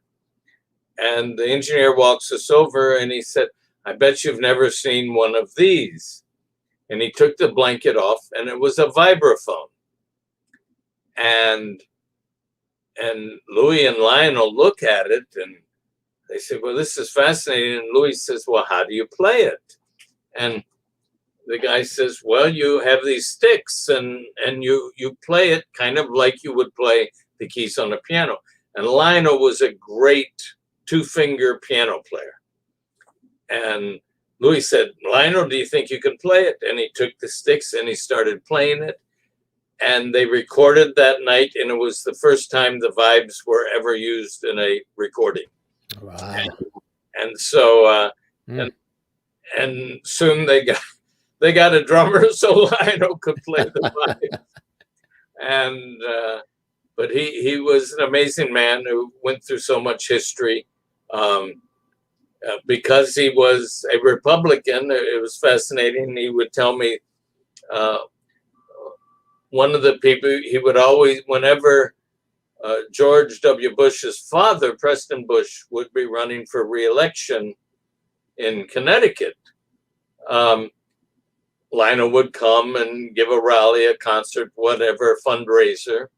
And he said, young George, who is the father of George Bush II, so just so people understand, the old man Bush was a teenager.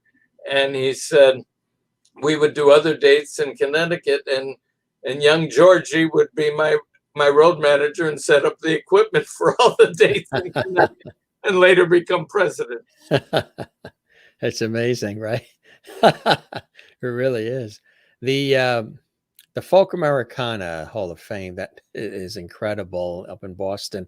We've got a clip. We want to show the clip, and then maybe we can chat a little bit more about it. It really is a wonderful, wonderful place. Here it is, gang, here on the Jim Masters Show Live. Enjoy. Folk music is kind of a commentary on the timeline of the world.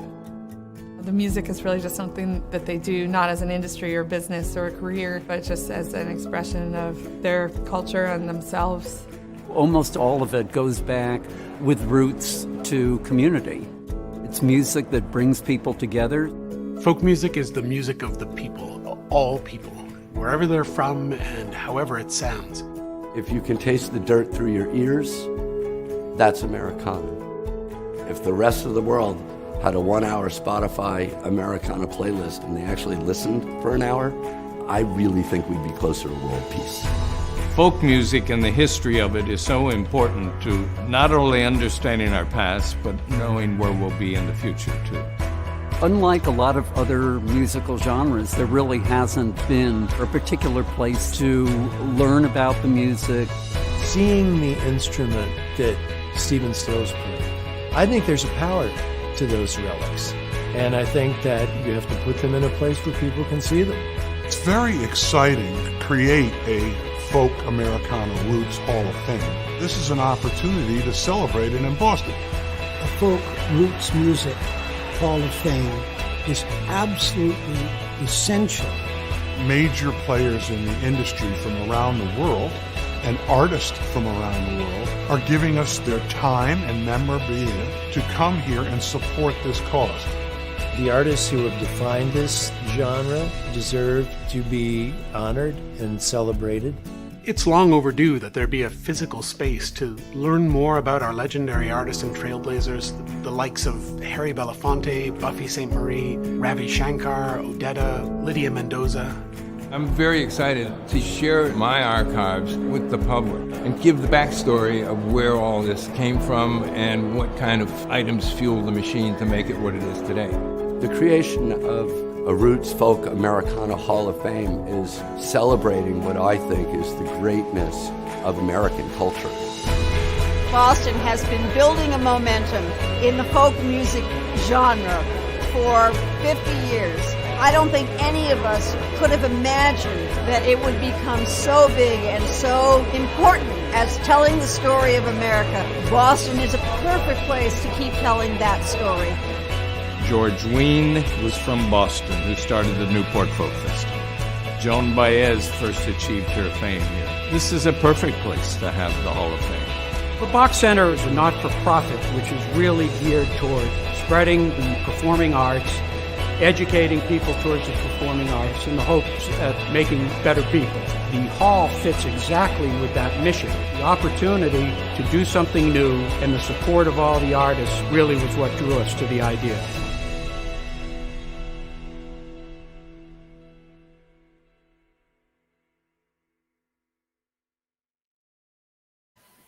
Absolutely incredible. How long did it take from the germ of the idea to coming to fruition to what it is now? What was that span of time from the dream to seeing it actually come to life? Well, it's interesting.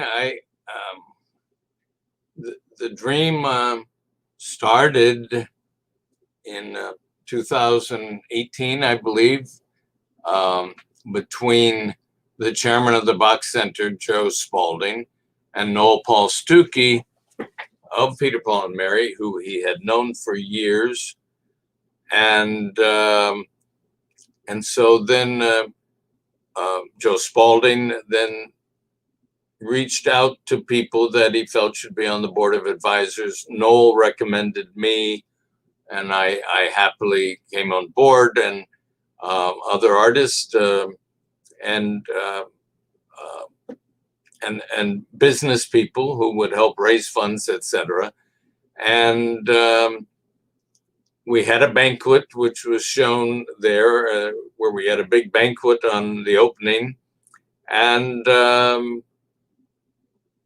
before the pandemic hit, I arranged to have the Cultural Heroes exhibit of the giant busts of Leadbelly and Bessie Smith and Marian Anderson and Paul Robeson and Josh White and Woody Guthrie and Billie Holiday, who the sculptor Alan LeQuire believed when he created them that they were the grandparents of the civil rights movement. And these were all great artist activists. And so those busts are on display in the lobby. It has 40,000 square feet of space for other memorabilia, but then pandemic hit.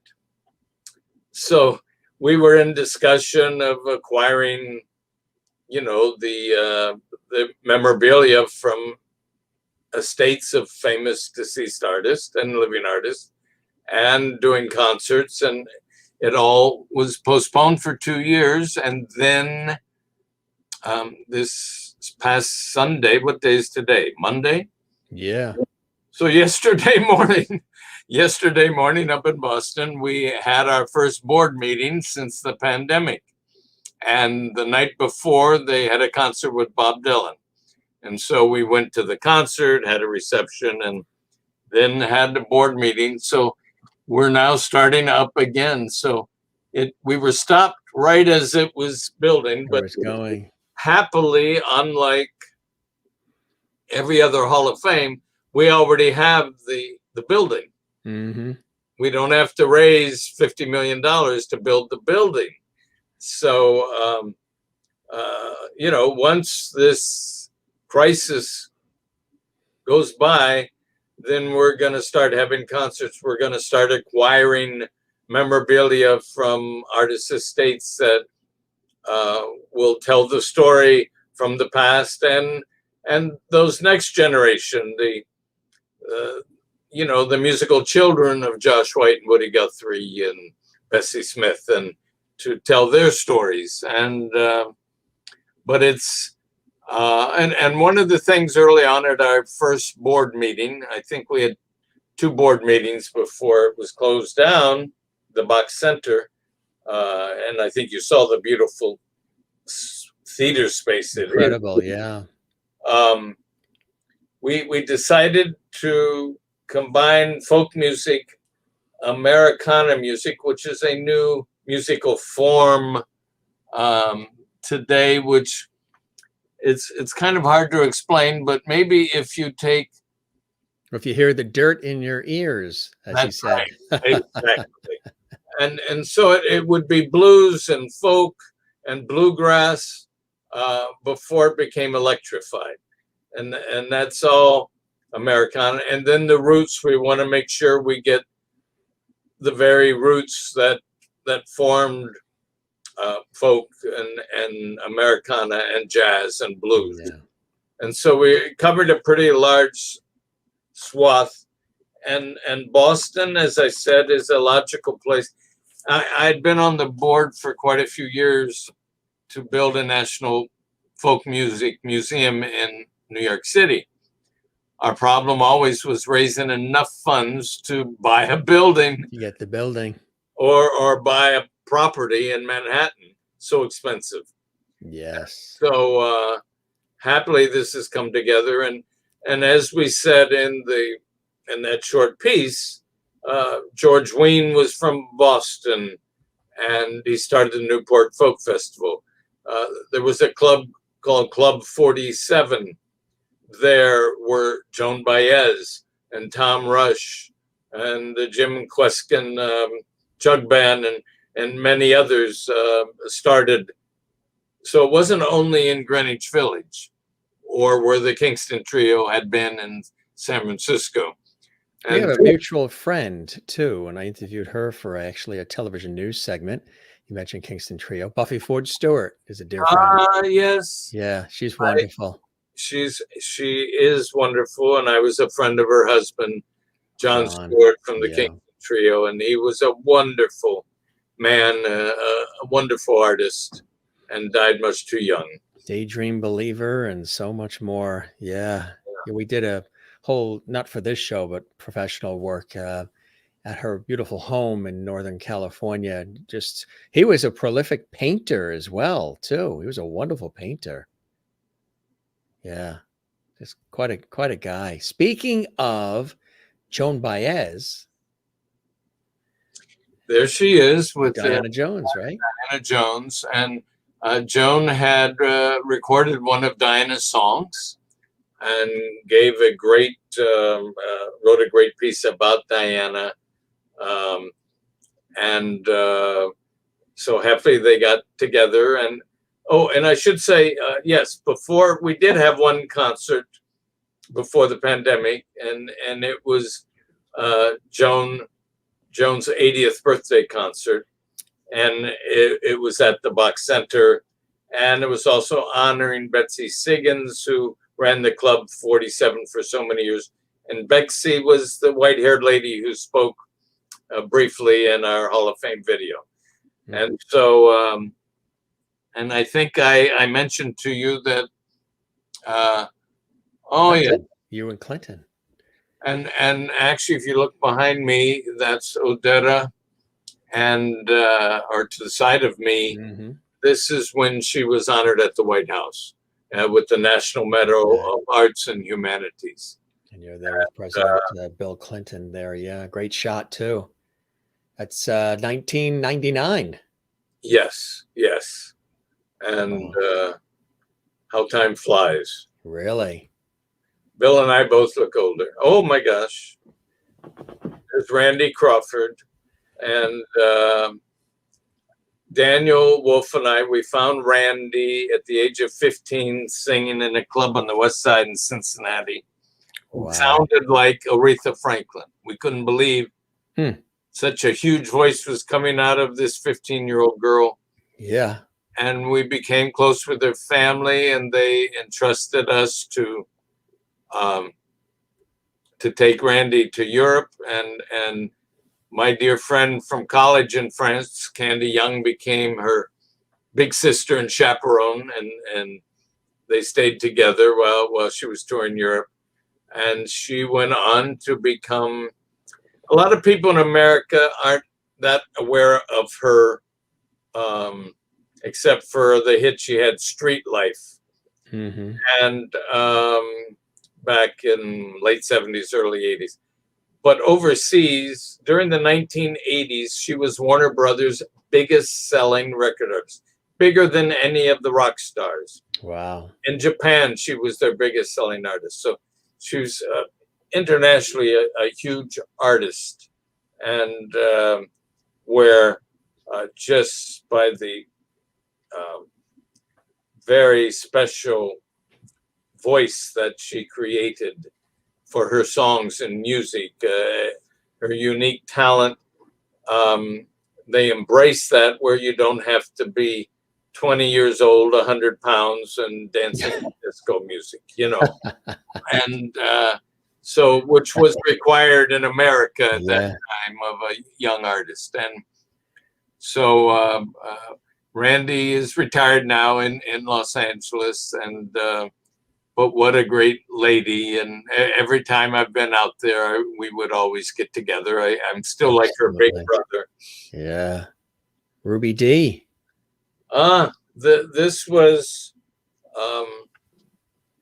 the show Finian's Rainbow, which was on Broadway about, I don't know, 5 years ago, 6 years ago. Mm-hmm. And a close friend, Guy Davis, who is a well-known, authentic blues singer, sounds like the blues singers from the 20s, is her son, the son of Ruby Dee and Ossie Davis. And so this is opening night of Finian's Rainbow. And Ruby was still vital at that.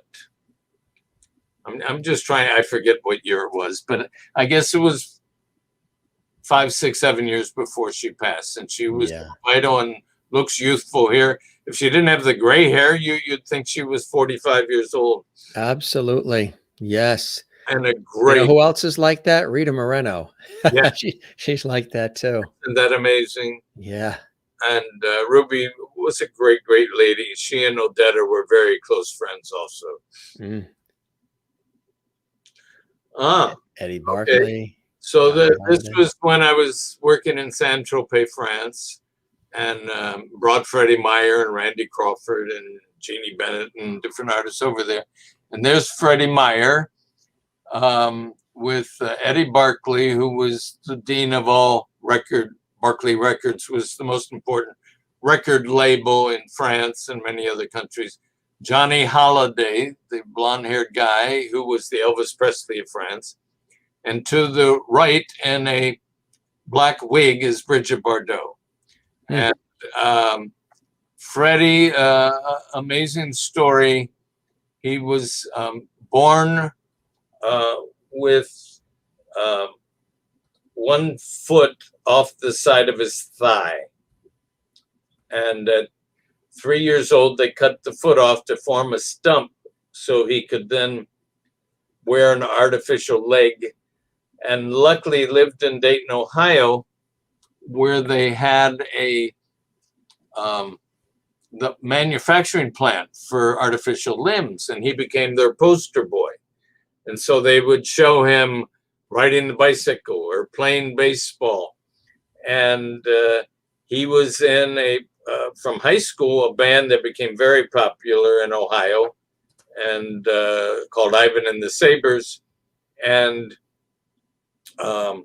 but he was playing the drums, and he was one of the 2 or 3 lead singers. They had great vocals and playing the drums, but his idols were James Brown and Ray Charles, and he wanted to sing R&B music.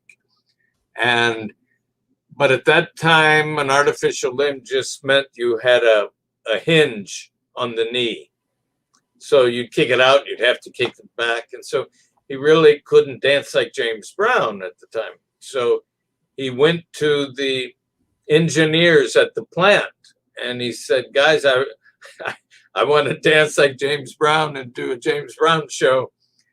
And they spent 6 months and they invented an artificial knee that had a hydraulic pump in it.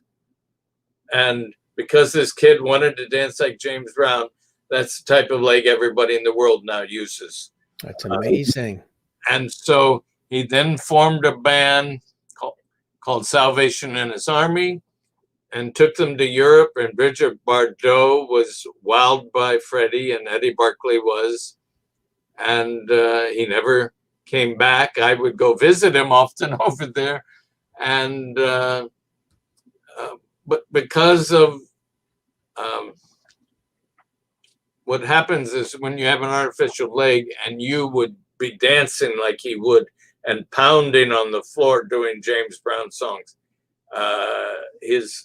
he had a curvature of the spine, and they operated, tried to correct it, and in the process he was paralyzed. And so the last couple of years, what was terrible for him is the paralysis. the paralysis initially was just in the two legs, and then it started growing up in his body. And I visited him a year before he passed, and stayed in touch with him. And he died last year, and I spoke to him a week before that, and then there was a memorial in Paris last week on the 1 year of his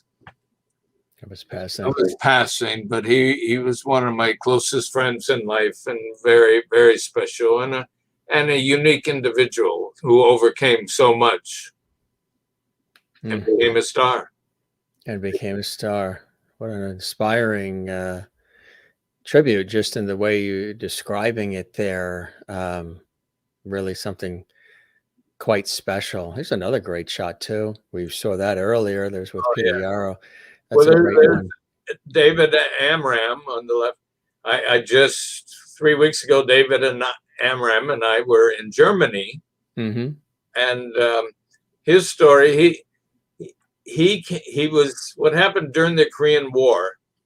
The U.S. Army, if you know your history somewhat, the country of Germany was occupied into 4 sectors: the American, the British, French, and Russian, or Soviet sectors.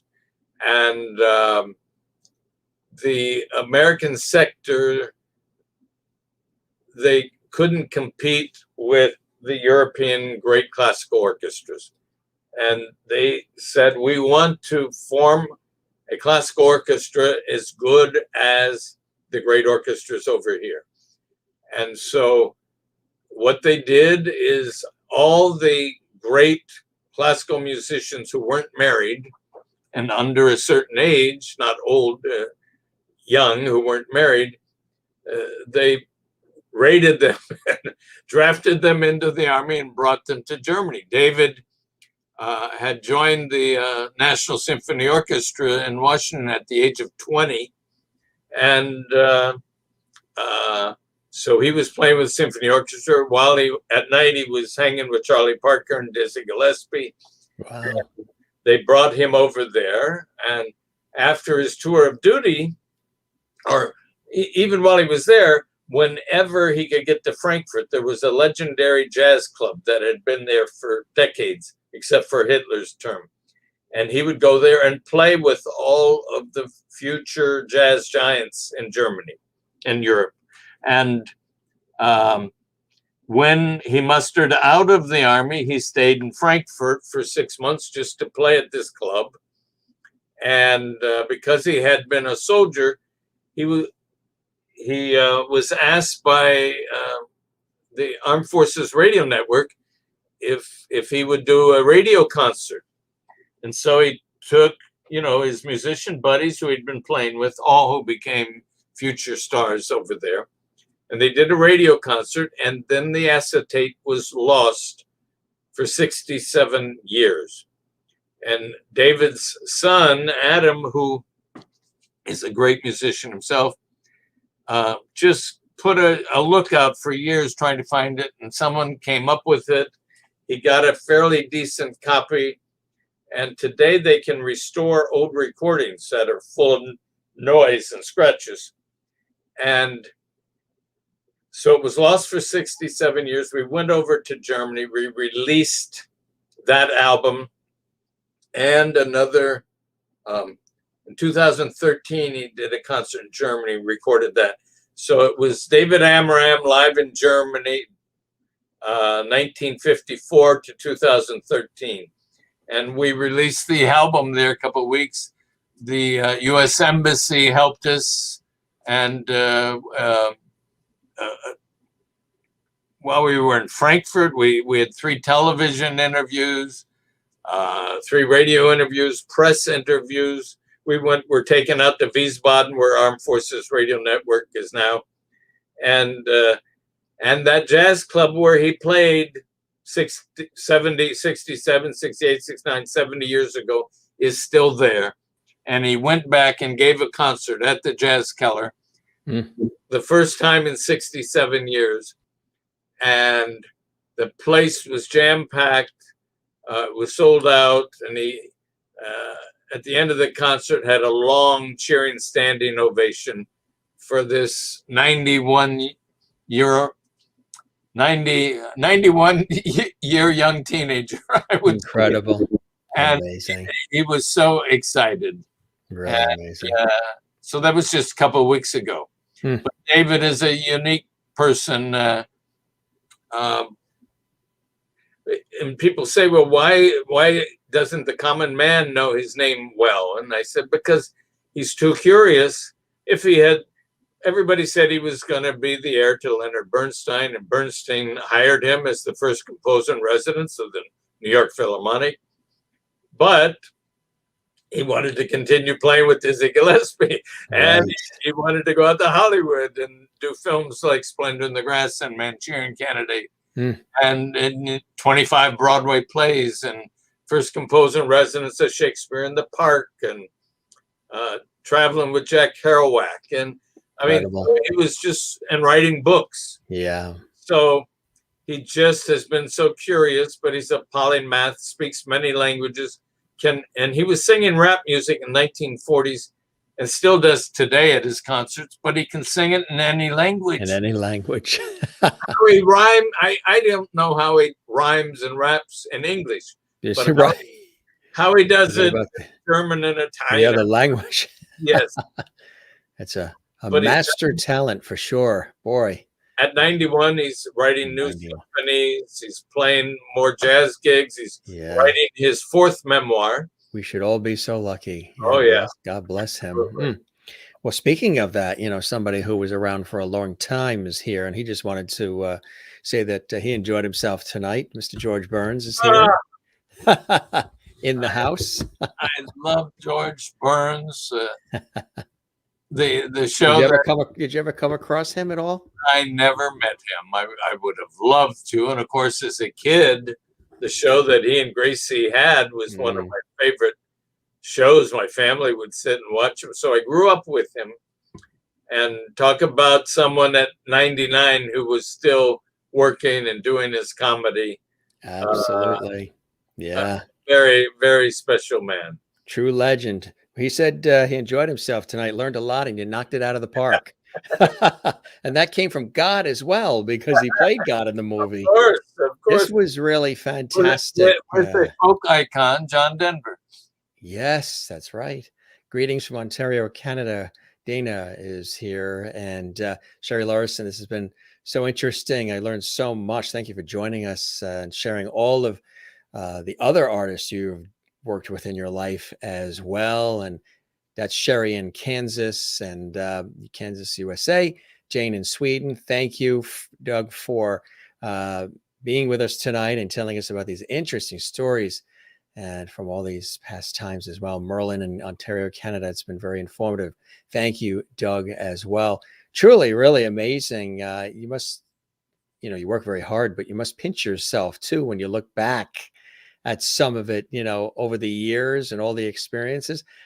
I think that's the shot right there where you're saying, wow, this has been some ride and continues to be. Well, my father certainly did not want me to go into show business. He wanted me to get a serious job. And he grew up in the Depression where things were so difficult.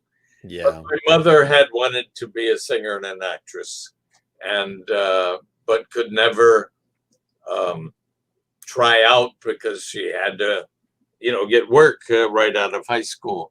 Mm-hmm. And so without my mother's influence, I know I wouldn't have been allowed to go to college in France. And actually, while over there, I was studying international politics, and I had thought, okay, because I always wanted to be an actor and a singer.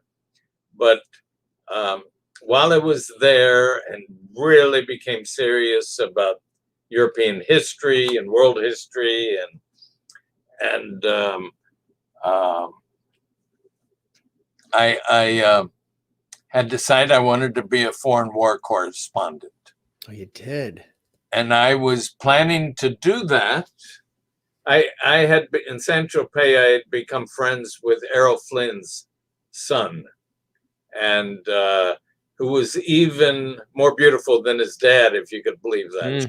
Wow. John Flynn. He was a beautiful man, but full of adventure. He was a movie star in France, but he wanted to do adventures like his dad had done.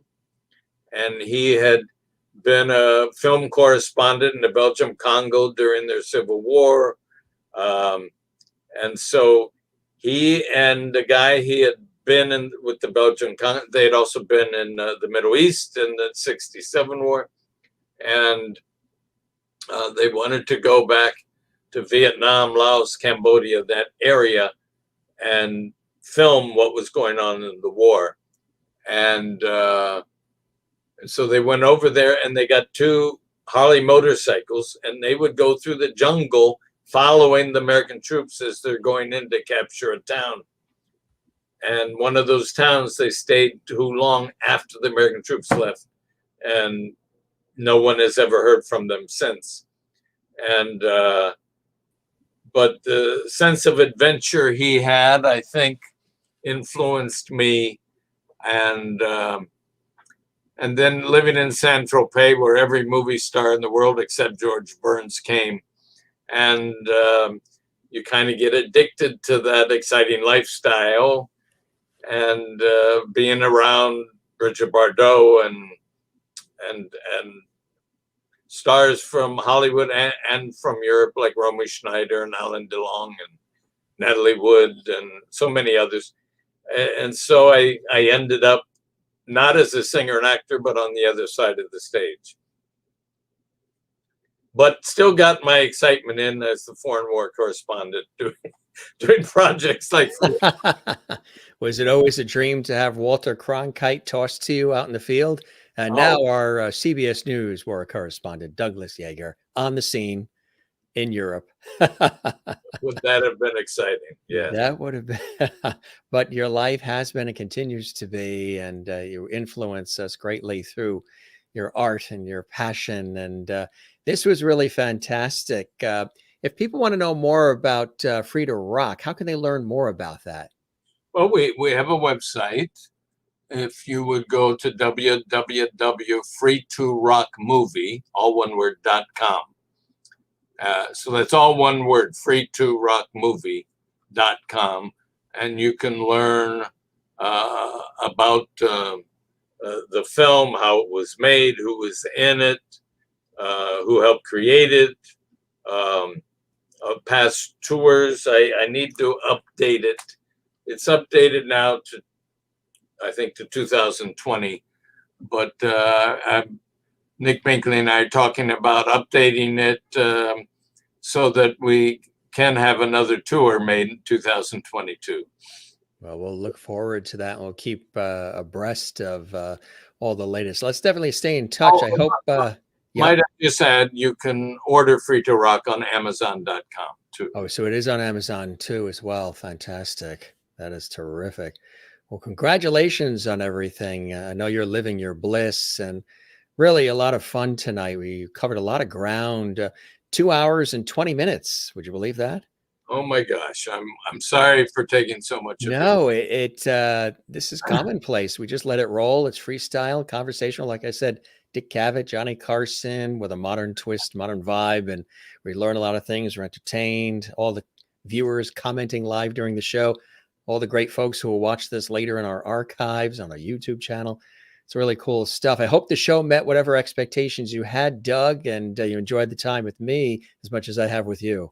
I thoroughly enjoyed it and enjoyed talking to you. I hope we meet in person one day. Would be, I'd love to do that. That would be fantastic. When you say hi to Peter, say hi for me as well. Of course, our mutual friend, Peter Link, who was a show guest just a week or so ago, 2 weeks ago. Peter was on the show. Epic conversation. And I'll say hello to Peter Yarrow, who you interviewed. Peter Yarrow, Jim Masters from PBS, absolutely. And Buffy Ford Stewart as well, who is just a true blessing. And Merlin says, you and I did this not even with a drink of water. That's because we're professionals. Not easy to do. That's it. Now go have the scotch. You've earned it. Thank you, and thank your audience. And Absolutely. I really had a wonderful time with you. I appreciate that. All the lovelies watching around the world did as well, and spread the word about our show. We'd really appreciate that, Doug. That'd be. I will, and please spread the holiday cheer. Yes, we could all use a Happy dose of that. holidays to everyone. To We everyone. Smiles and joy. Kathleen Walker in New York says, great show. Thank you, Doug and Jim. And Jen Barry in Allentown, Pennsylvania says, Jim, bring Doug back. Cool guy. Speaks his heart and mind. Salute. Let me just say my family home is Allentown, Pennsylvania. Really? And my parents were born there. My brother was born there. Wow. Then my dad got a job where would send him around the country. I was born in Niagara Falls. But every summer we'd go back to Allentown, and I still have a bunch of cousins that live there. So do you like shoe fly pie and and they have special pretzels unlike anywhere else, and yeah, they have what is it called? They have a soft drink. I can't think. They have a soft drink flavor that doesn't exist anywhere else but in Pennsylvania Dutch territory. Amazing. Hear that, Jen Barry? Allentown, Pennsylvania connection right here on the Jim Master Show Live. Thanks, my friend. You enjoy the holiday season, and we will be in touch, and we'll chat more, I'm sure, and keep us abreast of all the cool things that are continuing to happen. And if you have folks you think would like to pop on the show, spread the word. And Jen goes, Doug, we live on 6th Street, Allentown. Come on over. My one set of grandparents lived on 14th Street, 2 blocks from Hamilton Avenue or Hamilton Street. And then my other set of grandparents lived on West Street across from Allentown Hospital. Amazing stuff. Small world. It really is such a small world, my friend, isn't it? Absolutely. It really is. Well, thanks for joining us again. Really a pleasure, and we'll stay in touch, and we'll chat again soon. Any final words about our conversation, the show, or anything you wanted to share before we wrap up, my friend? Just thank you so much for having me. It was a pleasure chatting with you, having a conversation. No set agenda, just talking about a lot of different things. And I enjoyed it very much. And I will tell my friends about the show and bring other artists to you. And I wish everybody a Merry Christmas and you as well. Merry Christmas, Happy Hanukkah, Kwanzaa, great 2022. We've all earned it. And we will see you again soon. Okay, Doug, you be well. Okay. Thank you. Thanks for joining us. Now, as we say to all the guests, get the circulation going. Go stretch those legs. Okay. You take care. Oh, before we go, we usually we do a little Edward R. Murrow thing where, speaking of, news and all, tell us about the background you have. I see a lot of cool things on the shelves there as well. So we're doing a little person to person. We're now coming to you from the home of Doug Yeager. Got some cool things behind you there. Well, but basically there's CDs of the artists I work with, CDs of Odetta, of Diana Jones, of David Amram, of Josh White Jr., also CD copies of Free to Rock and a film, David Amram, the first 80 years that I was executive producer. Now a new film, David Amram, I think it's going to be called David Amram at 90, Promising Young Composer, even though he's 91 now. So that's being shot now. I like that. Promising Young Composer. That's perfect. Well, we'll look for that, my friend. And again, thanks very much for gracing our presence with your wit and wisdom on the Jim Master Show Live. We thoroughly enjoyed it. Thank you. Thank you. You're welcome. You be well. Take care now. You too. All right. Doug Yeager, extraordinary acclaimed television, film, theater, music producer, and so much more here on the Jim Master Show Live. Hope you guys enjoyed it. Again, we learned so much about the artists. Many of them you know, some of them maybe you didn't know as much about, and now you do. And of course, Doug, in working with all of these artists, and not just the artists themselves. Of course, we're talking about all these great names and all, but the involvement with civil rights and human rights, and he's lectured and shared panel discussions with diplomats, as I mentioned earlier, professors, historians, cultural experts. He's done extraordinary work from the very beginning. And Free to Rock was what we were talking about quite extensively here on the show. And again, you can learn more about that as executive producer and film and interviewer on the road and so much more. He was a consultant to the U.S. government and the Soviet Union's Ministry of Culture for both American and Soviet artists, and just on and on and on. It's extraordinary. A renowned individual here gracing our presence on the Jim Masters Show Live. But you know what? A regular guy, too. Well, all of that, hey there, still a regular guy. And that's the kind of conversations we love here on the Jim Masters Show Live. No matter who hops on the train here at JMS Live, celebrity friends from all walks of life, Broadway, Hollywood, television, film, music, stage, culinary arts, sports, comedy, inspiration, wherever they're from. And all of you as well joining us. We thoroughly enjoy this mix, and really cool stuff. Thank you, Jim. Have a great night. Good night, all. Hugs, Kathleen in New York City as well. Dana in Ontario joined us late, but we'll watch the entire thing in the archives. If you missed anything, you can see the entire thing in our archives right here on our YouTube channel, which is Jim Masters TV. Dana had an Uncle Joe Yeager ancestry here. Wow, you never know. Could be a connection there. Wow, his memory is fantastic. That's Merlin in Ontario, Canada. Toby in Encino, California says, excellent. Thank you very much. I appreciate that, gang, for all these great live comments coming in here as well. And really a pleasure to have him on the show. Really, really a pleasure. And we'll have him back for sure. I love the expression in that photo. You see him on the right? He's saying, I cannot believe with this extraordinary career and all the people I've met, I'm going to be on the Jim Masters Show Live too. This is epic. Peter Link, of course, was on the show recently as well. Yes, mutual friends. You can see that episode on our YouTube channel right here at Jim Masters TV. Another epic producer, puppeteer extraordinaire. If you didn't see this episode with the one and only Marty Krofft of Sid and Marty Krofft, pictures of productions, HR Puff and stuff, Land of the Lost, Sigmund and the Sea Monsters, the Brady Bunch Variety Hour, so much more. He was here on the show, a terrific guy. Jim Colucci was here talking about working with Norman Lear, this fabulous book, All in the Family, the show that changed television, also working with the Golden Girls and so much more. You can see that episode. If you're looking for holiday tips and cooking tips and really lots of deliciousness, we had award-winning chef Christopher Prosperi on the show. See that episode here on our YouTube channel at Jim Masters TV. Sgt. Pepper's Lonely Hearts Club Band star. She was Lucy in the Sky with Diamonds. The one and only legendary Diane Steinberg Lewis was with us recently. She was in that movie with the Bee Gees and George Burns and so many others. Catch that on our show. Lynn Hillary, who was originally with Celtic Woman and Riverdance and Anuna, dear friend of mine. She was on the show as well, live from Europe. So I don't know if you saw that episode, but you can see that in our archives here on the Jim Masters Show Live. Yes, we got healthy and fit with triathlete, therapist, recovery trainer Christine Ryan recently. You can see that episode on the Jim Masters Show Live as well, if you didn't see that episode.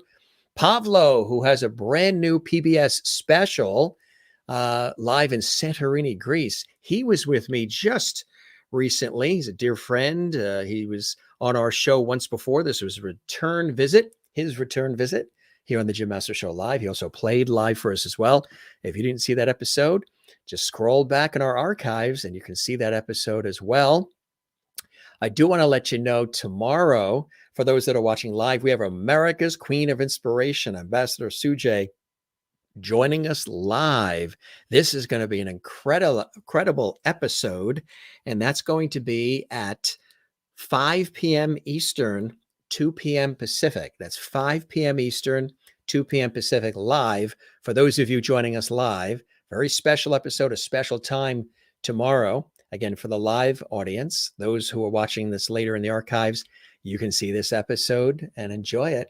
Also, TV icon from My Three Sons. He played Ernie Douglas on My Three Sons. He was also on Mad Men and also so much more. The incredible Barry Livingston, brother to Stanley Livingston, who played Chip Douglas.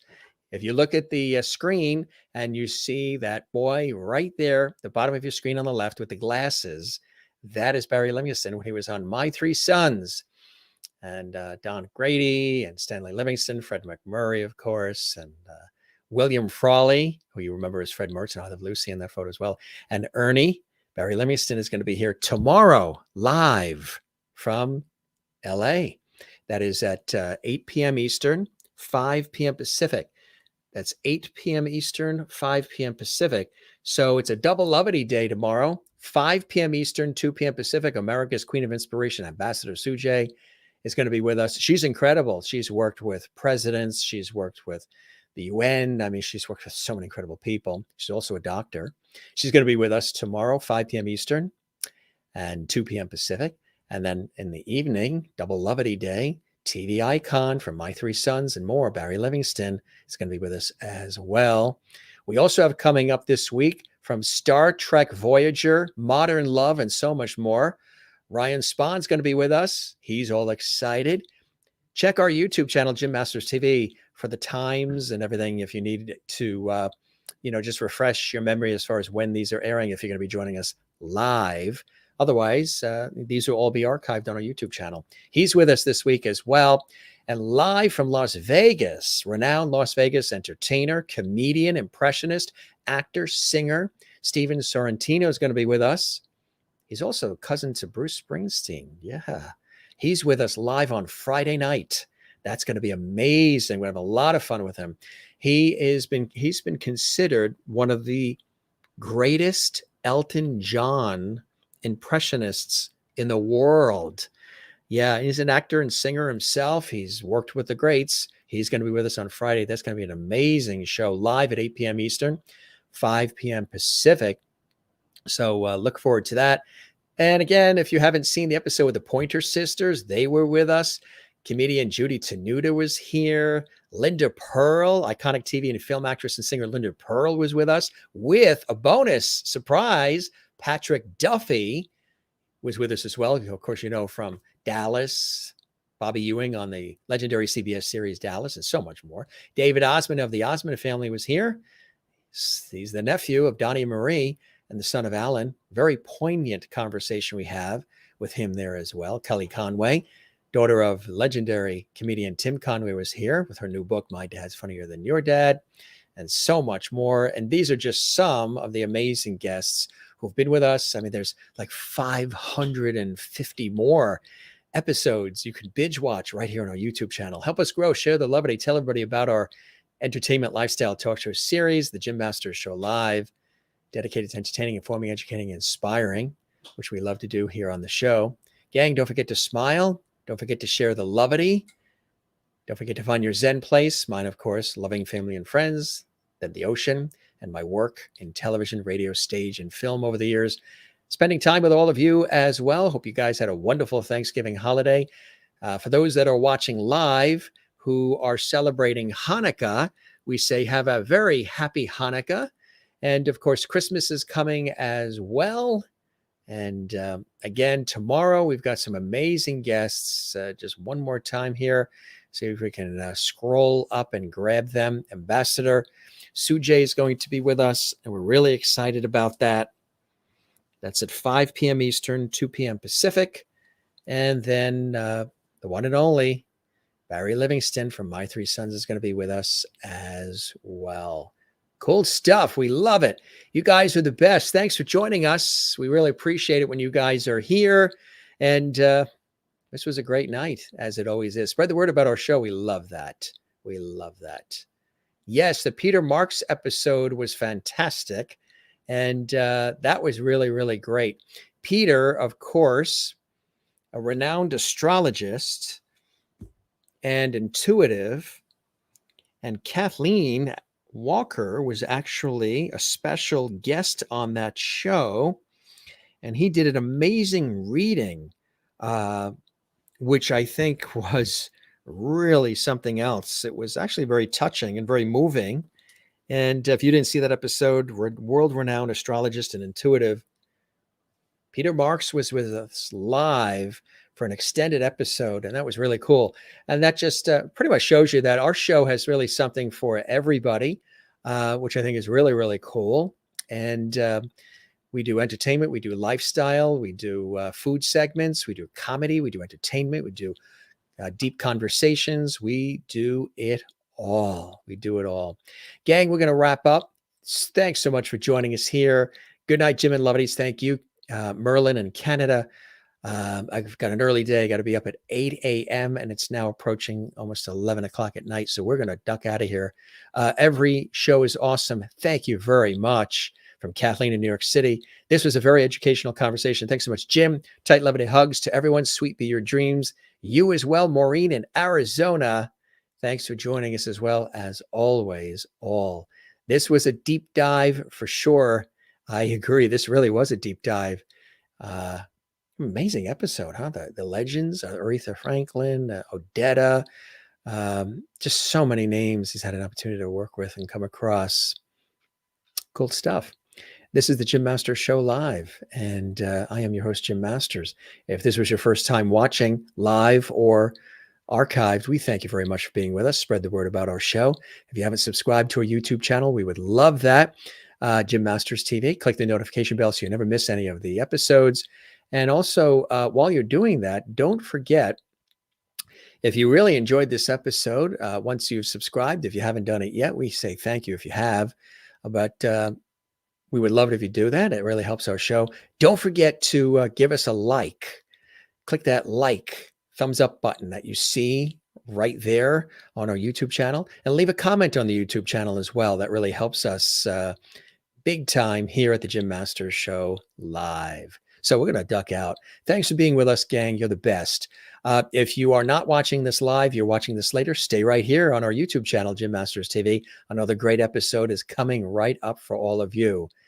All right, gang, we love you all. Take care and be well. Your host, Jim Masters, saying thank you for your time this time. Till next time, see you on the next episode. For those watching live, 2 shows tomorrow, big ones here at Lovety Hall. Thanks for being with us, gang. You're the best. Take care. Bye-bye.